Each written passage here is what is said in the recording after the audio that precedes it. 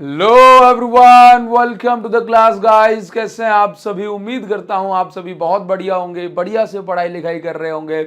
और आज इस वीडियो में हम लेकर के आए हैं आपके लिए एनसीईआरटी की अमेजिंग सीरीज जो हमारी चल रही थी, एनसीईआरटी लाइन बाय लाइन का एक और चैप्टर का नाम है electromagnetic induction. This is your chapter 6 of class 12th physics. तो भाई आप सभी बच्चे जानते हैं एनसीईआरटी की इंपॉर्टेंस क्या है, ये मुझे अलग से बताने की जरूरत नहीं है। हाँ, आप चाहे क्लास 12th में हो या फिर जेई नीट की प्रिपरेशन कर रहे हो, एनसीईआरटी को फॉलो करना आपके लिए बहुत ज्यादा ही जरूरी होता है। हर बच्चा एनसीईआरटी को पढ़ना चाहता है लेकिन वो पढ़ नहीं पाता। स्टार्टिंग का एक पेज पढ़ेगा, या तो उसको आलस आ जाएगा या उसको समझ में नहीं आएगा, नहीं पढ़ पाते बच्चे। इसीलिए आप इस सीरीज को फॉलो करें और जो बच्चे कर रहे हैं उनको देखना कि बहुत ज़्यादा बेनिफिट होने वाला है और अपने एग्जाम में बहुत अच्छे मार्क्स लेकर के आने वाले हैं। क्योंकि इसके अंदर जो कॉन्सेप्ट छुपा है, जो जूस है चैप्टर का, वो मैं आपको आज इस वीडियो में देने वाला हूं। अगर आप क्लास 12th में अपने बहुत अच्छे मार्क्स स्कोर करना चाहते हैं तो इसके लिए आप जो हमारी बुक है एडुकार्ट फिजिक्स क्वेश्चन बैंक, आप इसको ऑर्डर करें। अभी ऑर्डर करने की जो लिंक है वो मैं आपको इस वीडियो के डिस्क्रिप्शन में और कमेंट सेक्शन में दे दूंगा। इस बुक के अंदर हमने अच्छे अच्छे क्वेश्चंस को रखा है, केस स्टडी बेस्ड और असर्शन रीजनिंग वाले क्वेश्चंस को भी प्रैक्टिस के लिए भर भर के रखा है ना। सीबीएसई के लिए स्पेशली डिजाइंड बुक है। अगर आप इस बुक के क्वेश्चंस को प्रैक्टिस करते हैं तो आप सच में अपने बहुत अच्छे मार्क्स जो है स्कोर करने वाले हैं क्लास 12 फिजिक्स के अंदर। ठीक है, और इस बुक के अंदर सबसे खास बात यह है कि आपको बहुत टफ टफ क्वेश्चंस नहीं मिलते, आपको ऐसे क्वेश्चंस मिलेंगे जो सच में बोर्ड एग्जाम में आपके पूछे जा सकते हैं। इसलिए आप इस बुक को अभी ऑर्डर करें और इस बुक के सभी क्वेश्चंस को प्रैक्टिस करें। जो बच्चे ऑर्डर कर भी लिए हैं वो बच्चे फीडबैक देते हैं इंस्टा पर, तब भी मैं उनसे कहता हूं कि भाई आपको बुक अच्छी लगी है, बहुत अच्छी बात है, लेकिन इसके सभी क्वेश्चंस को प्रैक्टिस करना आपके लिए बहुत जरूरी है ना। क्योंकि जब आप इस बुक की क्वेश्चंस प्रैक्टिस कर लोगे तो आप पाओगे कि सच में आपको जो मार्क्स हैं आपके वो इंप्रूव हो रहे हैं। अगर आपके पास भी बुक है और आप भी मुझे बताना चाहते हैं बुक के बारे में कुछ भी, तो आप ये जो मेरी इंस्टा आईडी अभिषेक सर 001, आप यहाँ पर मुझे डीएम करके बता सकते हैं। ठीक है, तो इस बुक को प्रैक्टिस करो, ऑर्डर करो, लिंक मैंने डिस्क्रिप्शन में दे दी है। आप अगर बच्चे टेलीग्राम चैनल को ज्वाइन करना चाहते हैं जहां पर आपको क्लास 12 फिजिक्स सभी इंपॉर्टेंट क्वेश्चंस की पीडीएफ, सभी इंपॉर्टेंट नोट्स वगैरह आपको मिल जाते हैं, तो टेलीग्राम के लिए आप इस क्यूआर कोड को स्कैन करके, है ना, आप अभी यहां से ज्वाइन हो सकते हैं। या फिर हमारा जो चैनल है अभिषेक साहू सर फिजिक्स, आप इसको ज्वाइन करें। ज्वाइन करने के लिए आप सर्च भी कर सकते हैं टेलीग्राम पे जाके अभिषेक साहू सर फिजिक्स। ध्यान रहे, सिर्फ रियल चैनल को ही आप ज्वाइन करेंगे, फेक चैनल को कोई भी बच्चा ज्वाइन नहीं करेगा। किसी प्रकार का ट्रांजैक्शन आपसे टेलीग्राम पे नहीं मांगा जाएगा। सिर्फ वही चैनल ज्वाइन करें जिसमें पढ़ाई लिखाई की बात हो रही है ना। फेक चैनल को ज्वाइन ना करें, ठीक है, फेक चैनल को ज्वाइन ना करें। यहाँ पर आपको इंपॉर्टेंट पीडीएफ नोट्स वगैरह, अपडेट्स वगैरह सभी मिलती रहेंगी। ठीक है, चलिए स्टार्ट करते हैं भाई रीडिंग को। तो सबसे पहले हम आ जाते हैं, सबसे पहले मैं आपको बताना चाहूंगा कि इस चैप्टर का जो बेसिक थीम है ना वो पिछले चैप्टर से लिया गया है। मतलब जैसे हमने 4 चैप्टर पढ़ा था ना, मैग्नेटिक इफेक्ट ऑफ करंट, तो उसमें हमने पढ़ा था कि अगर किसी वायर में करंट फ्लो हो रहा है तो उसके चारों ओर मैग्नेटिक फील्ड बनती है। ये बात हमें ऑस्टेड ने बताई थी। मतलब इलेक्ट्रिक करंट से मैग्नेटिक फील्ड बन सकती है, ये रिलेशन हमें पहली बार ऑस्टेड ने जो बताया। ठीक है, तो कहानी की शुरुआत यहीं से होती है। हम एक बार इसको इंट्रोडक्शन से पढ़ना स्टार्ट करते हैं। देखो इंट्रोडक्शन 6.1 क्या लिखा हुआ है, electricity and magnetism were considered separate and unrelated phenomena for long time. लंबे समय तक इलेक्ट्रिसिटी और मैग्नेटिज्म जो है एक सेपरेट फेनोमेना थे। इन दोनों का आपस में एक दूसरे से कोई लेना देना नहीं था। किसी को नहीं पता था कि इलेक्ट्रिसिटी से मैग्नेटिक फील्ड बन सकती है, मैग्नेटिक फील्ड से इलेक्ट्रिसिटी बन सकती है, कोई इसके बारे में कुछ नहीं जानता था।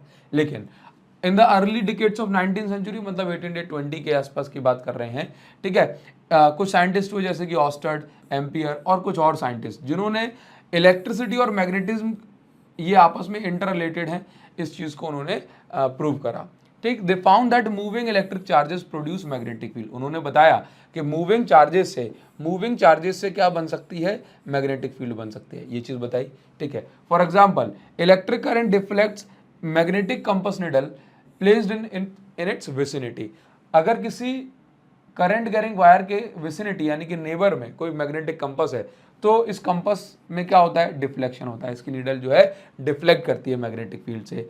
This naturally raises the question like is the converse effect possible, और इसी बात से ये क्वेश्चन भी उठता है क्या इसका उल्टा इफेक्ट भी पॉसिबल है, मतलब मैग्नेटिक फील्ड से भी करंट को बनाया जा सकता है क्या ये इफेक्ट पॉसिबल है क्या, ये बात यहाँ पर पूछी जा रही है। कैन मूविंग मैग्नेट, क्या जैसे मूविंग चार्जेस मैग्नेटिक फील्ड बनाते हैं तो क्या मूविंग मैग्नेट भी इलेक्ट्रिक करंट बना सकती है, हाँ ये पूछा जा रहा है। Does the nature permit such a relation, क्या नेचर में ऐसा रिलेशन है इलेक्ट्रिसिटी और मैग्नेटिज्म के बीच में। The answer is resounding yes, answer है कि भाई हाँ पॉसिबल है, ठीक है। The experiments of Michael Faraday in England, दो साइंटिस्ट हुए बहुत फेमस साइंटिस्ट, माइकल फेराडे, कौन कौन साइंटिस्ट, माइकल फेराडे और जोसेफ हेनरी, बात समझ रहे हैं इनकी। माइकल फेराडे ने इंग्लैंड में रह करके, हाँ, और जोसेफ हेनरी ने यूएसए में रह करके 1830 के आसपास दोनों ने सेम टाइम पे अपनी अपनी जगह पे कुछ डेमोन्स्ट्रेशन किए, कुछ एक्सपेरिमेंट शो करे, जिसमें यह बताया गया कि electric current were induced in closed coils when subjected to changing magnetic field.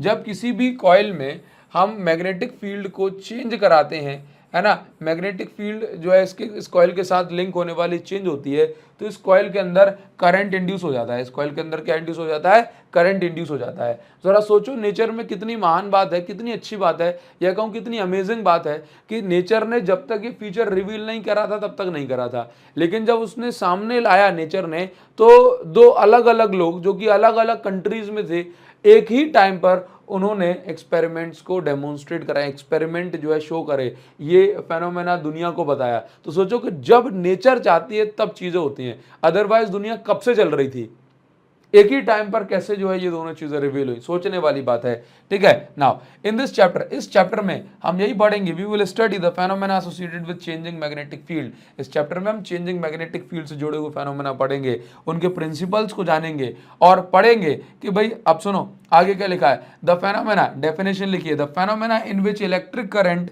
is generated by varying magnetic field is appropriately called electromagnetic induction। मतलब ऐसा फेनोमेना जिसमें वेरिंग मैग्नेटिक फील्ड, बदलती हुई मैग्नेटिक फील्ड से इलेक्ट्रिक फील्ड बना, मतलब electric current बनाया जाता है, ऐसे फेनोमेना को हम क्या बोलते हैं, बोलो बच्चों क्या बोलते हैं, इलेक्ट्रोमैग्नेटिक इंडक्शन।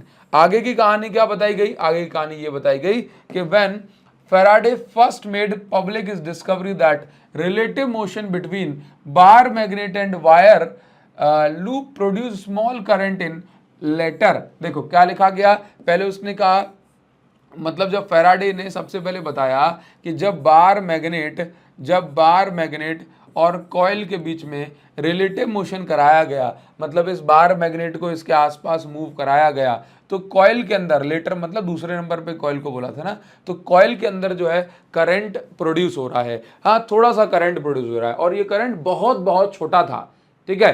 तो लोगों ने पूछा कि भाई साहब इसका यूज क्या है, इसका what is the use of it, his reply was what is the use of new born baby. समझ रहे हो, तो लोगों ने पूछा कि भाई साहब इतने छोटे छोटे से करंट का यूज क्या है, काम क्या है, तो उसने कहा कि इतने छोटे छोटे से बच्चों का काम क्या होता है, हाँ बच्चा जब बड़ा हो जाएगा तो वो सारे काम कर सकता है ना, तो बस यही बात है द फेनोमेना। तो बोला अभी करंट ये इतना छोटा है, इससे काम नहीं कर सकते, लेकिन जब इसी को आप लार्ज स्केल पे प्रोड्यूस कर दोगे तो देखो दुनिया में लाइट भी चलेगी, कूलर भी चलेगा, पंखा भी चलेगा, एसी भी चलेगी, है कि नहीं। The phenomena of electromagnetic induction is not merely theoretical academic interest but also practical utility. Electromagnetic induction ऐसा फेनोमेना नहीं है कि आप सिर्फ इसको किताबों में पढ़ो और भूल जाओ, ये ऐसा फेनोमेना है जिससे दुनिया चलेगी, हाँ जिससे जो है दुनिया में रोशनी हो जाएगी, ठीक है, ये हमारी डेली लाइफ से जुड़ा हुआ फेनोमेना है, ठीक है। अच्छा, इलेक्ट्रोमैग्नेटिक इंडक्शन की जो डिस्कवरी है ना, वो ज़्यादातर जो है फेराडे ने इस पे और वर्क करा, उनको जाती है, हाँ। तो इसके बाद जोसेफ हेनरी ने भी बहुत सारा काम करा था, तो जोसेफ हेनरी ने फिर इंडक्टेंस वगैरह पे भी काम करा, तो वहाँ पर जो है उनकी मैं कहूँगा, क्या कहना चाहिए मुझे ये कहना चाहिए कि जो इंडक्टेंस की एसआई यूनिट है वो फिर हेनरी के नाम पर पड़ी। किसके नाम पे पड़ी? हेनरी के नाम पर, ठीक है, इन्हीं हेनरी के नाम पे। ठीक, चलिए तो आगे लिखा है, imagine the world where there is no electricity, no lights, no train, no telephones, no personal computer. The pioneering experiments of Faraday and Henry have led directly to the development of modern day generators, है ना, transformer. बोला आज के time पे generator जो बनते हैं, transformer जो बनते हैं, है ना, वो सारा का सारा जो क्रेडिट है ना वो इन लोगों को जाता है। अगर इन्होंने डिस्कवरी ना करी होती ऐसी तो फिर आज हम ये सारी चीज़ें इतनी आसानी से हमें नहीं मिलती। ठीक है, हो सकता है कि हम भी जो आदि मानव के ज़माने में रह करके जिंगलाला हू कर रहे होते। ठीक है, तो देखो ज़रा यहाँ पे, today's civilisation owes to progress to great extent discovery of electromagnetic induction. मतलब आज की जो जनरेशन है उसको, मतलब वो एक तरह से रेडी है कि इलेक्ट्रोमैग्नेटिक इंडक्शन की डिस्कवरी ये हो गई। एक्सपेरिमेंट्स ऑफ फैराडे के, इनके एक्सपेरिमेंट्स को समझ लेते हैं एक बार, क्या लिखा हुआ है। The discovery and understanding of electromagnetic 6.2 heading की हम बात कर रहे हैं। The discovery and understanding of electromagnetic induction are based on long series of experiments carried by Faraday and, मतलब ये जो डिस्कवरी की जो बात हो रही है ये बहुत सारे एक्सपेरिमेंट्स के बाद हमारे सामने आई है। ठीक है, तो सबसे पहले आप यहाँ पर जो देख रहे हैं, ये आप जो देख रहे हैं इस वाले डायग्राम की बात कर रहे हैं। तो उस डायग्राम में देखो क्या बताया हुआ है, इसको हम समझ लेते हैं। ठीक है, अब मैं आपको इन लाइंस का एकदम एक्सट्रैक्ट यानी कि रस दूंगा। देखो इस डायग्राम को नीचे आप देख सकते हैं, तो इसमें क्या बताया जा रहा है, थोड़ा सा मैं इसको और ऊपर लेकर के आऊँगा। इस डायग्राम में आप ये देखो कि ये बार मैग्नेट है और ये कॉइल है, ये कॉइल है। ठीक है, इस कॉइल के साथ एक गैल्वेनोमीटर जुड़ा है। गैल्वेनोमीटर ऑब्वियस सी बात है डिटेक्ट करता है कि करंट जो है किसी कंडक्ट सर्किट में फ्लो हो रहा है कि नहीं हो रहा है। अगर थोड़ा भी करंट होगा ना तो वो उसको डिटेक्ट कर लेगा। ठीक है, तो अभी होता क्या है कि ये यहाँ से देखो, समझना ध्यान से, क्या होता है कि फैराडे ने यहाँ पर इसको, इस कॉइल के आसपास मैग्नेट को मूव कराया। तो आप ये देख रहे हैं कि जब इस कॉइल के पास में लेकर के आ रहे हैं तो मैग्नेटिक फील्ड लाइन इस कॉइल के आर पार जाएंगी, मतलब इस कॉइल से कनेक्ट होंगी। जब दूर लेके जाएंगे तो जो मैग्नेटिक फील्ड लाइन लेट से 1000 कनेक्ट हो गई थी, अब ये कम होती जाएंगी, 500 होंगी, ये 0 होंगी। तो इसको हम बोलते हैं कि मैग्नेटिक फ्लक्स चेंज हो रहा है। क्या चेंज हो रहा है? Magnetic flux. ठीक है, तो देखो ज़रा यहाँ पे क्या हो रहा था, फिगर में बताया जा रहा है कि कॉइल C1 है जो कि गैल्वेनोमीटर से कनेक्ट है। नॉर्थ पोल मैग्नेट का जो है आगे लाया जाता है towards the coil. The pointer of galvanometer deflects indicating the presence of electricity in the coil. क्या कहा जा रहा है, जब बार मैग्नेट के नॉर्थ पोल कॉइल के पास में लेकर के आए तो गैल्वेनोमीटर का जो कांटा है वो डिफ्लेक्ट करा। इससे हमें ये पता पड़ रहा है कि इलेक्ट्रिक करंट जो है सर्किट में प्रेजेंट है। ठीक है ना, आगे देखो, the deflection last as long as the bar magnet is in motion. और ये जो गैल्वेनोमीटर कांटा जब तक डिफ्लेक्ट करता रहता है, जब तक कि ये कॉइल, जब तक कि ये जो बार मैग्नेट है ये मोशन में है इसके आसपास। ठीक है, the galvanometer does not show any deflection when the magnet is held stationary. मतलब गैल्वेनोमीटर में कोई डिफ्लेक्शन नहीं होता अगर हम मैग्नेट को अपनी जगह पर रख देते हो। ठीक है, आगे दिया था when the magnet is pulled away from the coil the galvanometer show deflection opposite direction. जब पास में लेकर के आ रहे थे तो गैल्वेनोमीटर कांटा लेट से ऐसे मूव करा, तो जब दूर लेके जा रहे हैं तो उसके ऑपोजिट डायरेक्शन में गैल्वेनोमीटर कांटा मूव करा, जो कि हमें बताता है कि अगर उल्टी डायरेक्शन में लेके जा रहे हो तो करंट भी जो है उल्टा बन रहा है। Moreover when south pole of bar magnet is move towards or away from the coil deflection the galvanometer are opposite to observe with the north pole. जैसा नॉर्थ पोल के साथ हम ऑब्जर्व करते हैं जस्ट उसका ऑपोजिट होता है साउथ पोल के मूवमेंट में। Further the deflection and hence current is found to be larger when magnet is pushed towards or pull away from the coil faster. यहाँ पे देखो फैराडे के दोनों लॉ को बता दिया। क्या कहा गया कि अगर आप फास्टर मोशन कराएंगे, है ना, तो उतना जैसे जितना ज़्यादा फास्ट अगर आप मैग्नेट का मोशन कराएंगे उतना ही ज़्यादा क्या होगा, उतना ही ज़्यादा करंट जो है सर्किट में जनरेट होगा। देख रहे हो, लार्जर डिफ्लेक्शन, लार्जर डिफ्लेक्शन मतलब लार्जर करंट। क्या करने से? बोला फास्टर मूवमेंट कराने से। Instead when the bar magnet is held fixed and the coil C1 moved towards or away from the magnet, the same effects are observed। क्या बताया गया? इंस्टेड मतलब आप ये देखो कि यहाँ पर ये भी बताया गया कि जब बार मैग्नेट को अपनी जगह पर रख दो और कॉइल को मोशन कराओ तब भी ये पाया गया कि करंट जो है इसके अंदर जनरेट हो रहा है। It shows that it is relative motion between magnet and coil that is responsible for generation of electric current। ये बताता है कि इसका मतलब ये नहीं कि सिर्फ मैग्नेट के मोशन से काम हो रहा है, कॉइल भी मोशन करेगी तब भी करंट जनरेट हो रहा है। तो यहां पर ये बताया गया कि यहां पर करंट जनरेट करने के लिए रिलेटिव मोशन रिस्पॉन्सिबल है। कौन रिस्पॉन्सिबल है? रिलेटिव मोशन रिस्पॉन्सिबल है। ठीक है ना। इसके बाद उन्होंने दूसरा एक्सपेरिमेंट करा जिसको हम क्वेश्चन डायग्राम नंबर 6.2 में समझते हैं। 6.2 में उन्होंने क्या बताया गया, मतलब ऐसा थोड़ी ना है कि एक एक्सपेरिमेंट से सब प्रूव हो गया, सारी चीजें करके बताई गई। अब पहले क्या था कि मैग्नेट का मोशन करा रहे थे, अब क्या है, अब यहाँ पर एक बैटरी से एक कॉइल को कनेक्ट करा है ताकि ये कॉइल क्या बनाएगी, ये कॉइल मैग्नेटिक फील्ड बनाएगी, मतलब ये कॉइल बार मैग्नेट की तरह ही काम करेगी। ठीक है, और यहाँ पर एक कॉइल रखी गई है जिसमें जो है चेकिंग होगी। ठीक, कॉइल C1 में करंट इंड्यूस करा के देखा जाएगा और C2 को मोशन करा के या मैग्नेटिक फील्ड बनाने के काम आएगी। ठीक है, आगे देखो इसमें क्या लिखा हुआ है। ठीक, the bar magnet is replaced by a second coil C2 connected to a battery. The steady current in C2 produces steady magnetic field. As C2 is moved towards coil C1, तो क्या दिया जा रहा है कि जो मैंने आपको बताया C2 को बार मैग्नेट की तरह यूज करा गया। As C2 is moved towards the coil C1, जब इस C2 को इसके पास में मूव कराया गया तो पाया गया गैल्वेनोमीटर में डिफ्लेक्शन हो रही है। ठीक है, ये इंडिकेट करता है कि भाई सच में जो है मैग्नेटिक फील्ड से करंट बन रहा है। When C2 is moved away from the galvanometer, जब C2 को गैल्वेनोमीटर से दूर लाया गया तो गैल्वेनोमीटर कांटा पिछले बारी कंपैरिजन में रिवर्स डायरेक्शन में, ऑपोजिट डायरेक्शन में मूव करा, but this time in opposite direction. The deflection last as long as the coil C2 is in motion, और ये डिफ्लेक्शन कब तक चलता है, जब तक C2 कॉइल मोशन में रहती है। C2 को फिक्स करके C1 को अगर हम मोशन कराएं, यानी कि ये वाली कॉइल को मोशन कराएं, तब भी हम पाते हैं कि भाई इस कॉइल में डिफ्लेक्शन होने से करंट जो है इंड्यूस हो रहा है।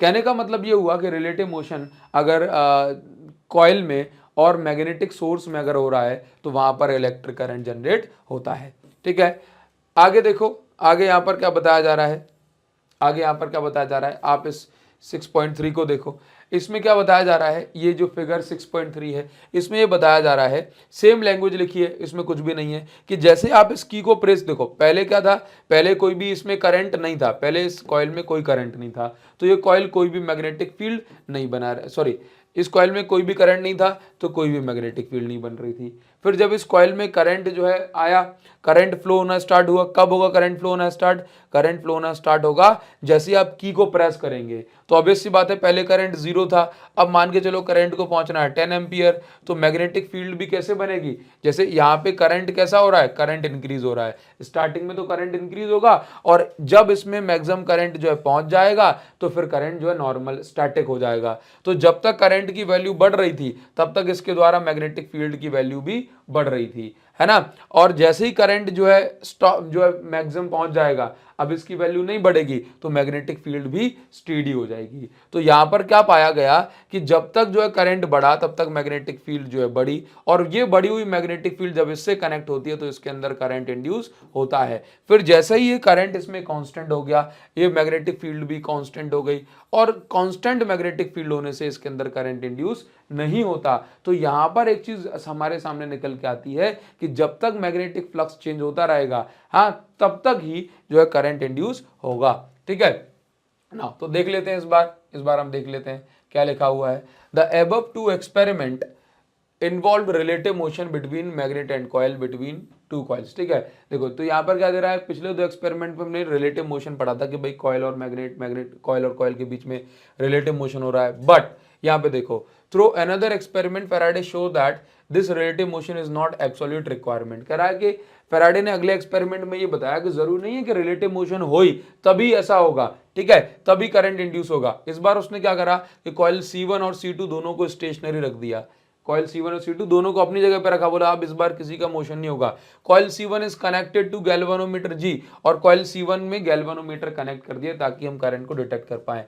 While coil C2 is connected to battery through a tapping की, और इस C1 में क्या करा, मतलब इस वाली कॉइल में क्या करा गया, इस वाली कॉइल में एक बैटरी कनेक्ट कर दी। ठीक है, और जैसा मैंने आपको बताया, it is observed that galvanometer shows momentary deflection when tapping की इज प्रेस। गैल्वेनोमीटर में एक बहुत छोटे से टाइम के लिए डिफ्लेक्शन हुआ जब की को टैप करा गया।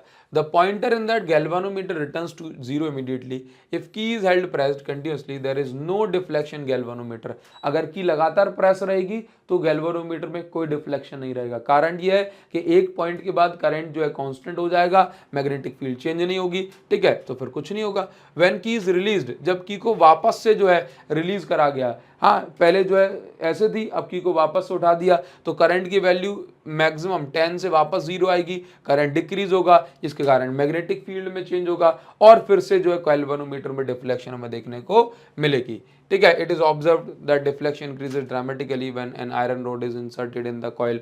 अच्छा भाई साहब, एक नई बात यहाँ पर देखी गई, क्या, देखो, when the key is release, जब की को वापस से रिलीज करा गया तो फिर से डिफ्लेक्शन ने ऑब्जर्व करा, क्योंकि इस बार फिर से करंट की वैल्यू बदल रही थी, इससे मैग्नेटिक फील्ड बदल रही थी, बट इज ऑपोजिट डायरेक्शन, लेकिन इस बार ऑपोजिट डायरेक्शन, क्योंकि पहले करंट बढ़ रहा था अब घट रहा है।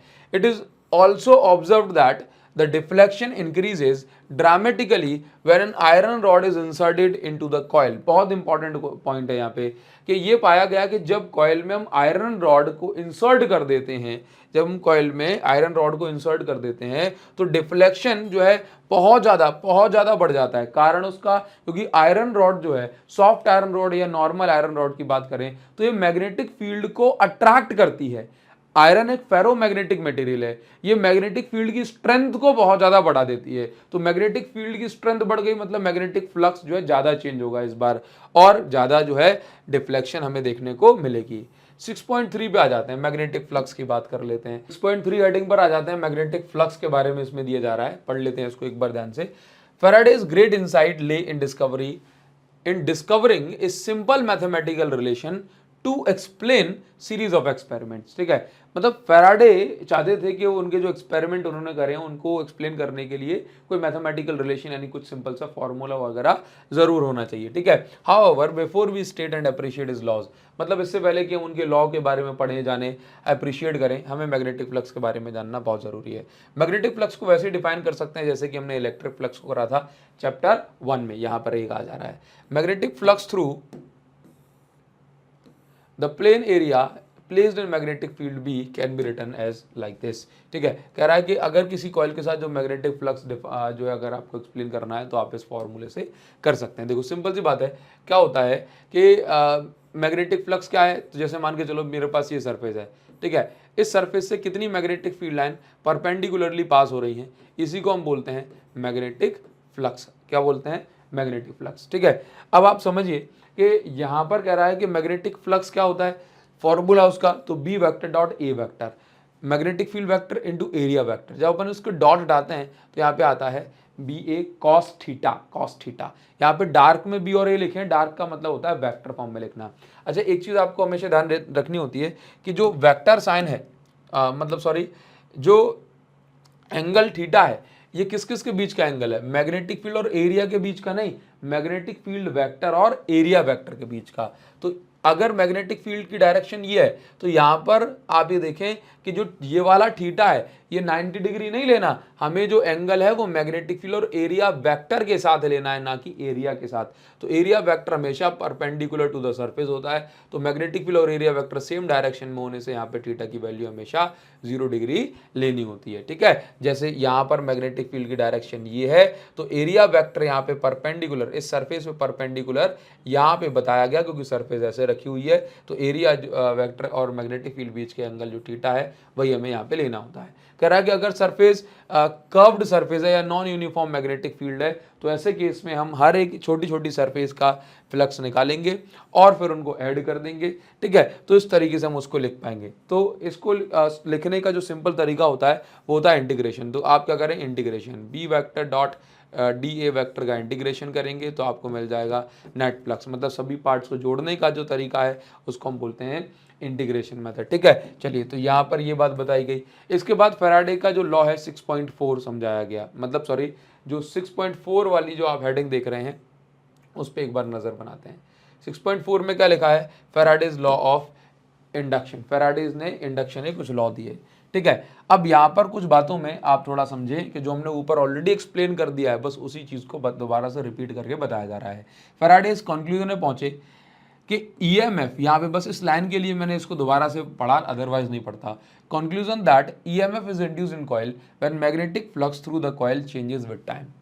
ठीक है, फैराडे ने यहाँ पर ये कंक्लूड करा कि जब मैग्नेटिक फ्लक्स चेंज होता है तो कॉइल में ईएमएफ इंड्यूस होता है। क्या इंड्यूस होता है? कॉइल में ईएमएफ इंड्यूस होता है। ईएमएफ का मतलब होता है potential difference, maximum potential difference in open circuit. और जब ईएमएफ इंड्यूस होता है तभी जो है कॉइल में करंट बनता है। ठीक, तो यहाँ पर यही चीज कही गई कि जब जब जो है कॉइल के साथ मैग्नेटिक फ्लक्स चेंज हो रहा है तब तब उसके अंदर ईएमएफ इंड्यूस हो रहा है, और इसी इंड्यूस्ड ईएमएफ से क्या बनता है? करंट बनता है। ठीक, आगे यहाँ पर जो हमने जो डायग्राम देखे थे अलग अलग कॉइल्स वाले, ठीक है, एक कॉइल एक मैग्नेट, उन डायग्राम के का एक्सप्लेनेशन यहाँ पर दिया गया है। जैसे कि 6.2 को एक्सप्लेन कर रहा है। ठीक, मैग्नेट जो बार मैग्नेट जब इसके पास में या दूर जा रही थी तो फिर क्या हो रहा था कि मैग्नेटिक फ्लक्स जो है चेंज हो रहा था। ठीक है, इन सारी चीज़ों को यहाँ पर बताया गया है। जैसे मैंने आपको बताया था कि जैसे टैपिंग की को क्लोज करा तो करंट की वैल्यू 0 से लेकर के मैक्सिमम हुई, इसलिए मैग्नेटिक फ्लक्स भी 0 से मैक्सिमम पहुंचा। दूसरे वाले कॉइल में, नेबरिंग कॉइल में फ्लक्स चेंज हुआ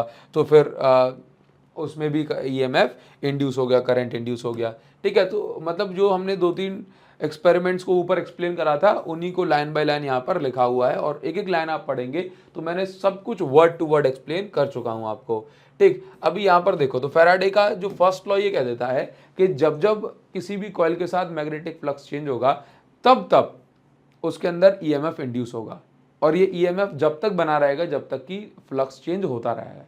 ठीक है, जैसे फ्लक्स में चेंज रुक जाएगा, फ्लक्स कांस्टेंट हो जाएगा, ईएमएफ भी नहीं इंड्यूस होगा। ठीक है, अभी बात करेंगे, यहाँ पर हम आ जाते हैं, ये फैराडे का सेकंड लॉ दिया है।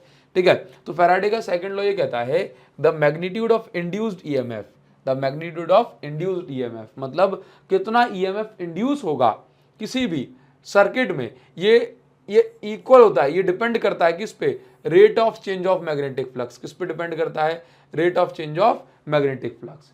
किसी भी कॉइल में कितना ईएमएफ इंड्यूस होगा ये डिपेंड करता है rate of change of magnetic flux, मतलब किस रेट से कितनी जल्दी जल्दी जो है फ्लक्स चेंज हो रहा है। उसी को हमने लिखा E is equal to d phi. D phi मतलब d phi by D t का मतलब रेट, जब भी टाइम का डिवाइड हो जाए तो रेट हो रहा है, rate of change of magnetic flux. यहाँ पे नेगेटिव साइन के साथ, नेगेटिव साइन इंडिकेट कर रहा है कि जो भी करंट इंड्यूस होगा ये अपोज करेगा। क्या अपोज करेगा? Negative sign indicate the direction of EMF and hence the direction of current in close loop. ठीक है, जिसको हम आगे नेक्स्ट सेक्शन में डिस्कस करने वाले हैं। मैं आपको ऑलरेडी बता देता हूं, ये नेगेटिव साइन इस चीज को इंडिकेट करता है कि जो भी ईएमएफ बन रहा है वो उस मैग्नेटिक फ्लक्स को अपोज करना चाहता है। क्या चाहता है? उस मैग्नेटिक फ्लक्स को अपोज करना।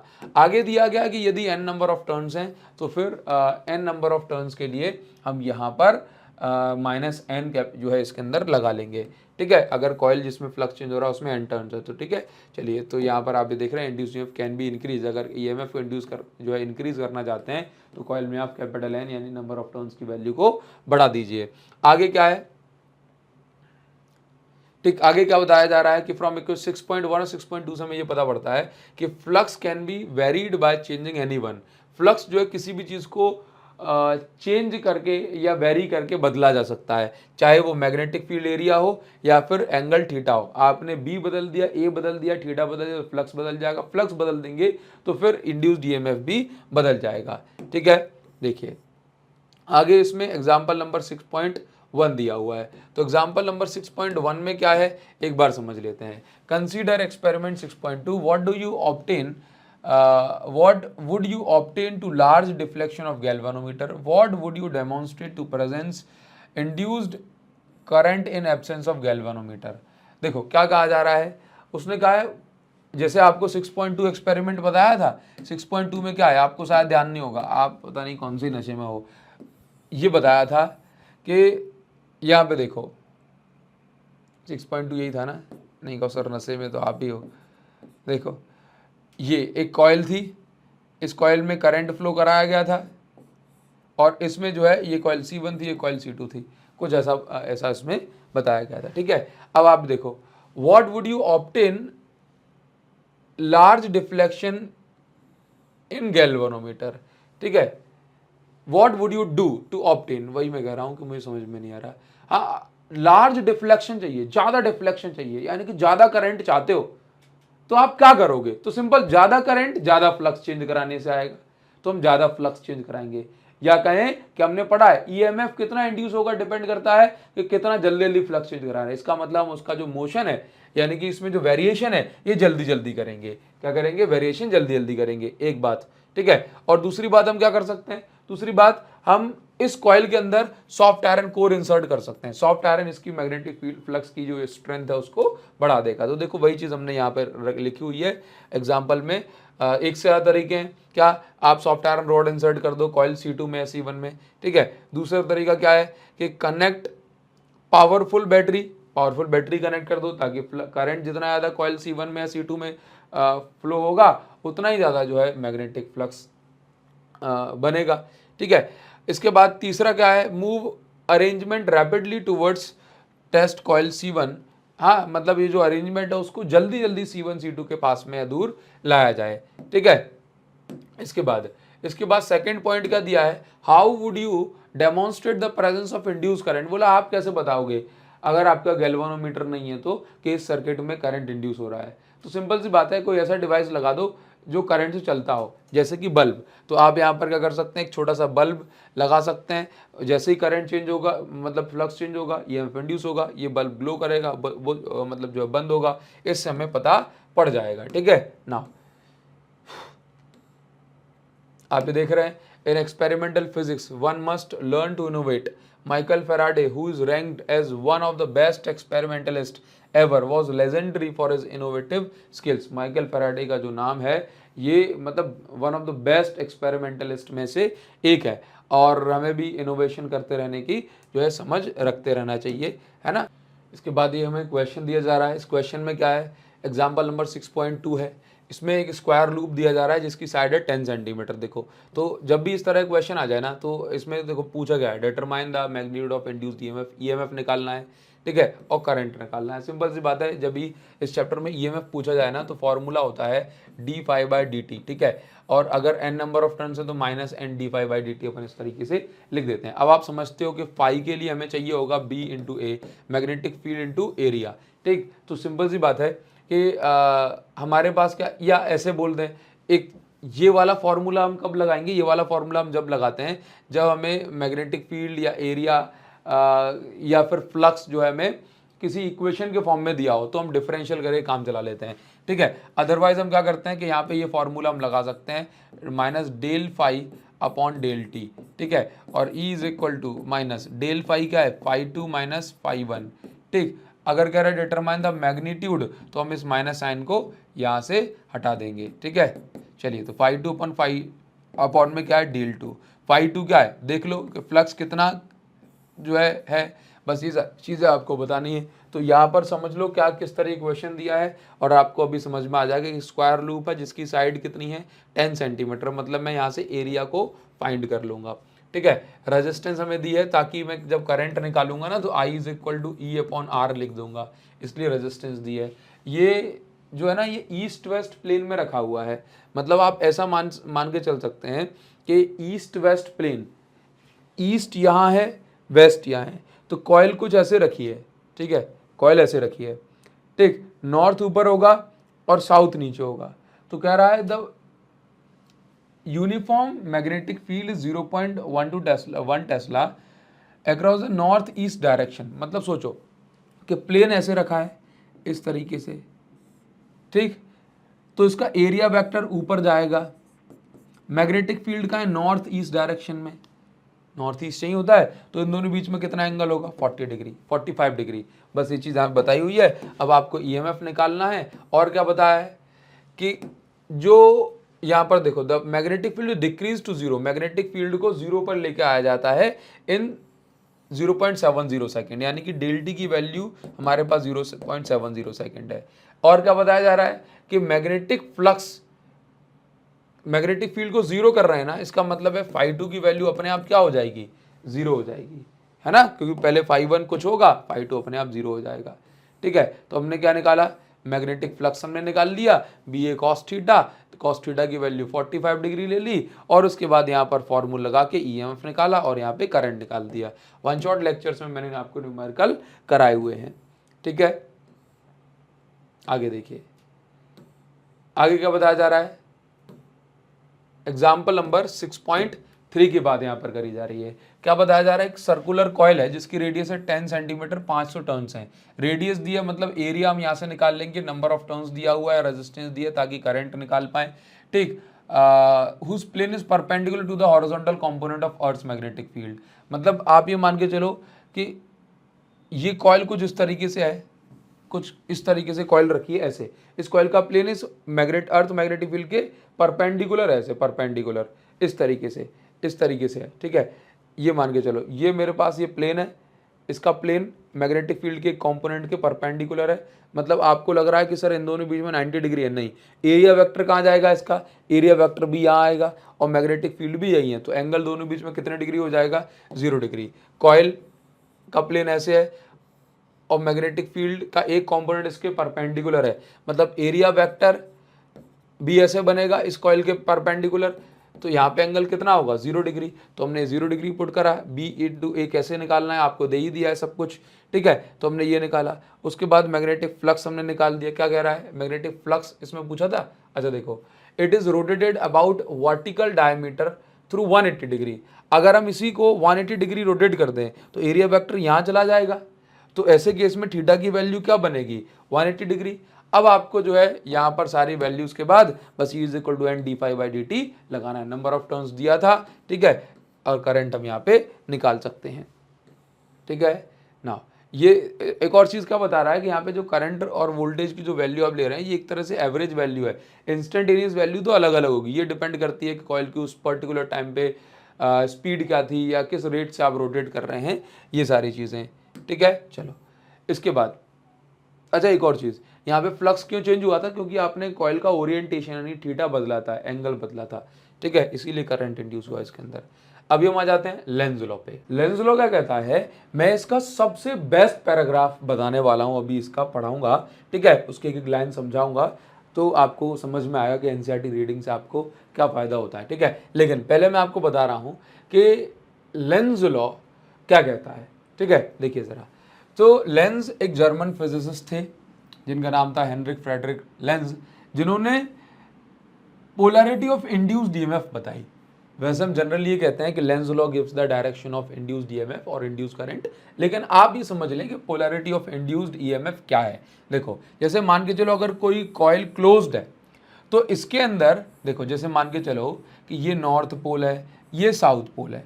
अब आप जानते हैं कि जब ये बार मैग्नेट इसके पास में आएगी तो इस कॉइल का फ्लक्स चेंज होगा, कॉइल का फ्लक्स चेंज होगा। अब फ्लक्स चेंज होगा तो इसके अंदर क्या होगा, इसके अंदर करंट इंड्यूस होगा, करंट इंड्यूस होगा।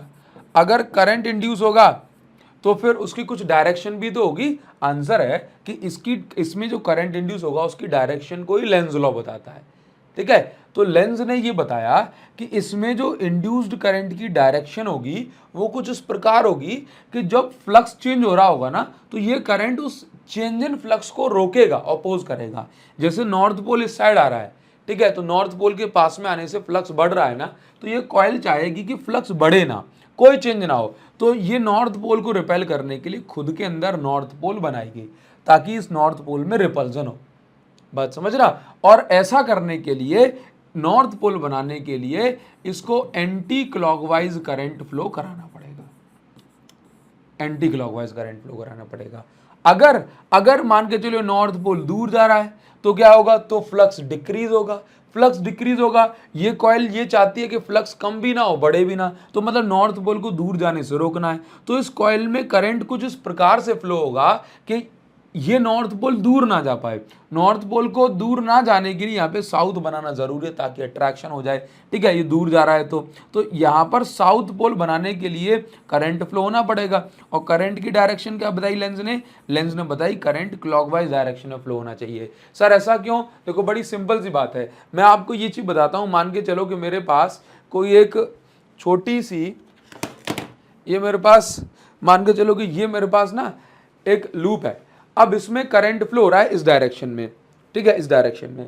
तो मैं क्या करता हूं कि करंट की डायरेक्शन थंब रखता हूं तो फिंगर जो घूमती है वहां क्या बनता है, देखो सामने से मैग्नेटिक फील्ड लाइन निकल रही, करंट गया थम, सामने से मैग्नेटिक फील्ड लाइन निकल रही, तो ये सामने क्या है, यहां से मैग्नेटिक फील्ड लाइन निकली, मतलब ये नॉर्थ पोल है और ये साउथ पोल है, जहां से गुजर रही है वो साउथ पोल है। तो सामने क्या है, साउथ पोल, क्या बन रहा है, सॉरी नॉर्थ पोल बन रहा है, ऐसे क्या बन रहा है, नॉर्थ पोल। अब देखो अगर सामने नॉर्थ पोल बन रहा है तो जरा करंट देखो कौन सी डायरेक्शन में जा रहा है, देखो जरा current, current anti clockwise direction जा रहा है, कौन सी, एंटी क्लॉकवाइज। तो जब एंटी क्लॉकवाइज डायरेक्शन में करंट फ्लो होता है तो सामने नॉर्थ पोल बनता है, और क्लॉकवाइज में जब करंट फ्लो होता है तो सामने साउथ पोल बनता है। यही चीज लेंस ने हमें बताई, ठीक है ना। अभी सुनो, अभी क्या होता है कि कई बार कॉइल जो है क्लोज नहीं होती। हाँ, कॉइल कैसी हो सकती है, ओपन कॉइल भी हो सकती है, यानी कि उसके दोनों एंड्स ओपन है। तो जब दोनों एंड्स ओपन है तो करंट फ्लो नहीं होगा, तो सर क्या ये रूल खत्म हो जाएगा कि फ्लक्स चेंज होने से करंट फ्लो होता है, नहीं। एक्चुअल में ऐसे केस में यहाँ पोलैरिटी आ जाएगी, यानी कि प्लस माइनस है, पोटेंशियल डिफरेंस आ जाएगा। पोटेंशियल डिफरेंस को ओपन सर्किट में हम ईएमएफ कहते हैं, है ना। तो ईएमएफ की डायरेक्शन या पोलैरिटी इस प्रकार से होगी कि ऐसा करंट बनेगा कि वो चेंज को अपोज करेगा, ठीक है ना। तो लेंज लॉ सादा सी भाषा में ये कहता है कि जब भी किसी कॉइल के साथ मैग्नेटिक फ्लक्स चेंज होगा तो ऐसी डायरेक्शन में करंट बनेगा कि वो करंट हमेशा चेंज को मना करेगा, ठीक है, बस सिंपल सी बात है। तो the polarity of induced EMF plus minus इस प्रकार से बनेगा कि उसके कारण से जो करंट फ्लो होगा वो करंट हमेशा अपोज करेगा चेंज इन मैग्नेटिक फ्लक्स को, ठीक है। अब वही चीज जो मैंने आपको बताई, जब नॉर्थ इस साइड जाएगा तो नॉर्थ बनेगा, साउथ नॉर्थ दूर जाएगा तो इसको रोकने के लिए साउथ बनेगा, बस यही बातें हैं। और वो बातें यहाँ पर आप चाहो तो इसका स्क्रीनशॉट ले सकते हैं। अब मैं आपको ना ये बातें जो मैं समझा चुका हूँ वही सब कुछ लिखा हुआ है, लेकिन मैं एक काम की बात आपको बताता हूँ। यहाँ पे ये पैराग्राफ सबसे अच्छा है, ठीक है। देखो क्या लिखा है इसमें, क्या लिखा है, कहाँ गया ये तो मैंने बताई दिया। देखो ऐसा नहीं है मैं कुछ स्किप नहीं करा रहा हूं। देखो what will happen if an open circuit is in place of close loop. भाई साहब क्या होगा अगर ओपन सर्किट होगी क्लोज लूप की जगह, तो ईएमएफ इंड्यूस होगा, उसमें करंट फ्लो नहीं होगा, बस ये लिखा है ना, इसीलिए तो कह रहा हूं कि मैंने आपको ये पढ़ा दिया, ठीक है। अच्छा आगे ये बहुत जरूरी बात कह रहा है। अच्छा ये बताओ, यहाँ पे देखो इस फिगर में, इस ए फिगर में जब नॉर्थ पोल पास में जा रहा है इस कॉइल के, तो क्या होगा, तो ये कॉइल क्या चाहेगी, ये कॉइल चाहेगी कि नॉर्थ पोल पास में ना आए, तो इसको रोकने के लिए यहां पर इसको नॉर्थ पोल बनाना पड़ेगा। और हमने कहा नॉर्थ पोल के लिए कौन सी डायरेक्शन में करंट फ्लो होता है, एंटी क्लॉकवाइज डायरेक्शन में। कौन सी डायरेक्शन में, एंटी क्लॉकवाइज में।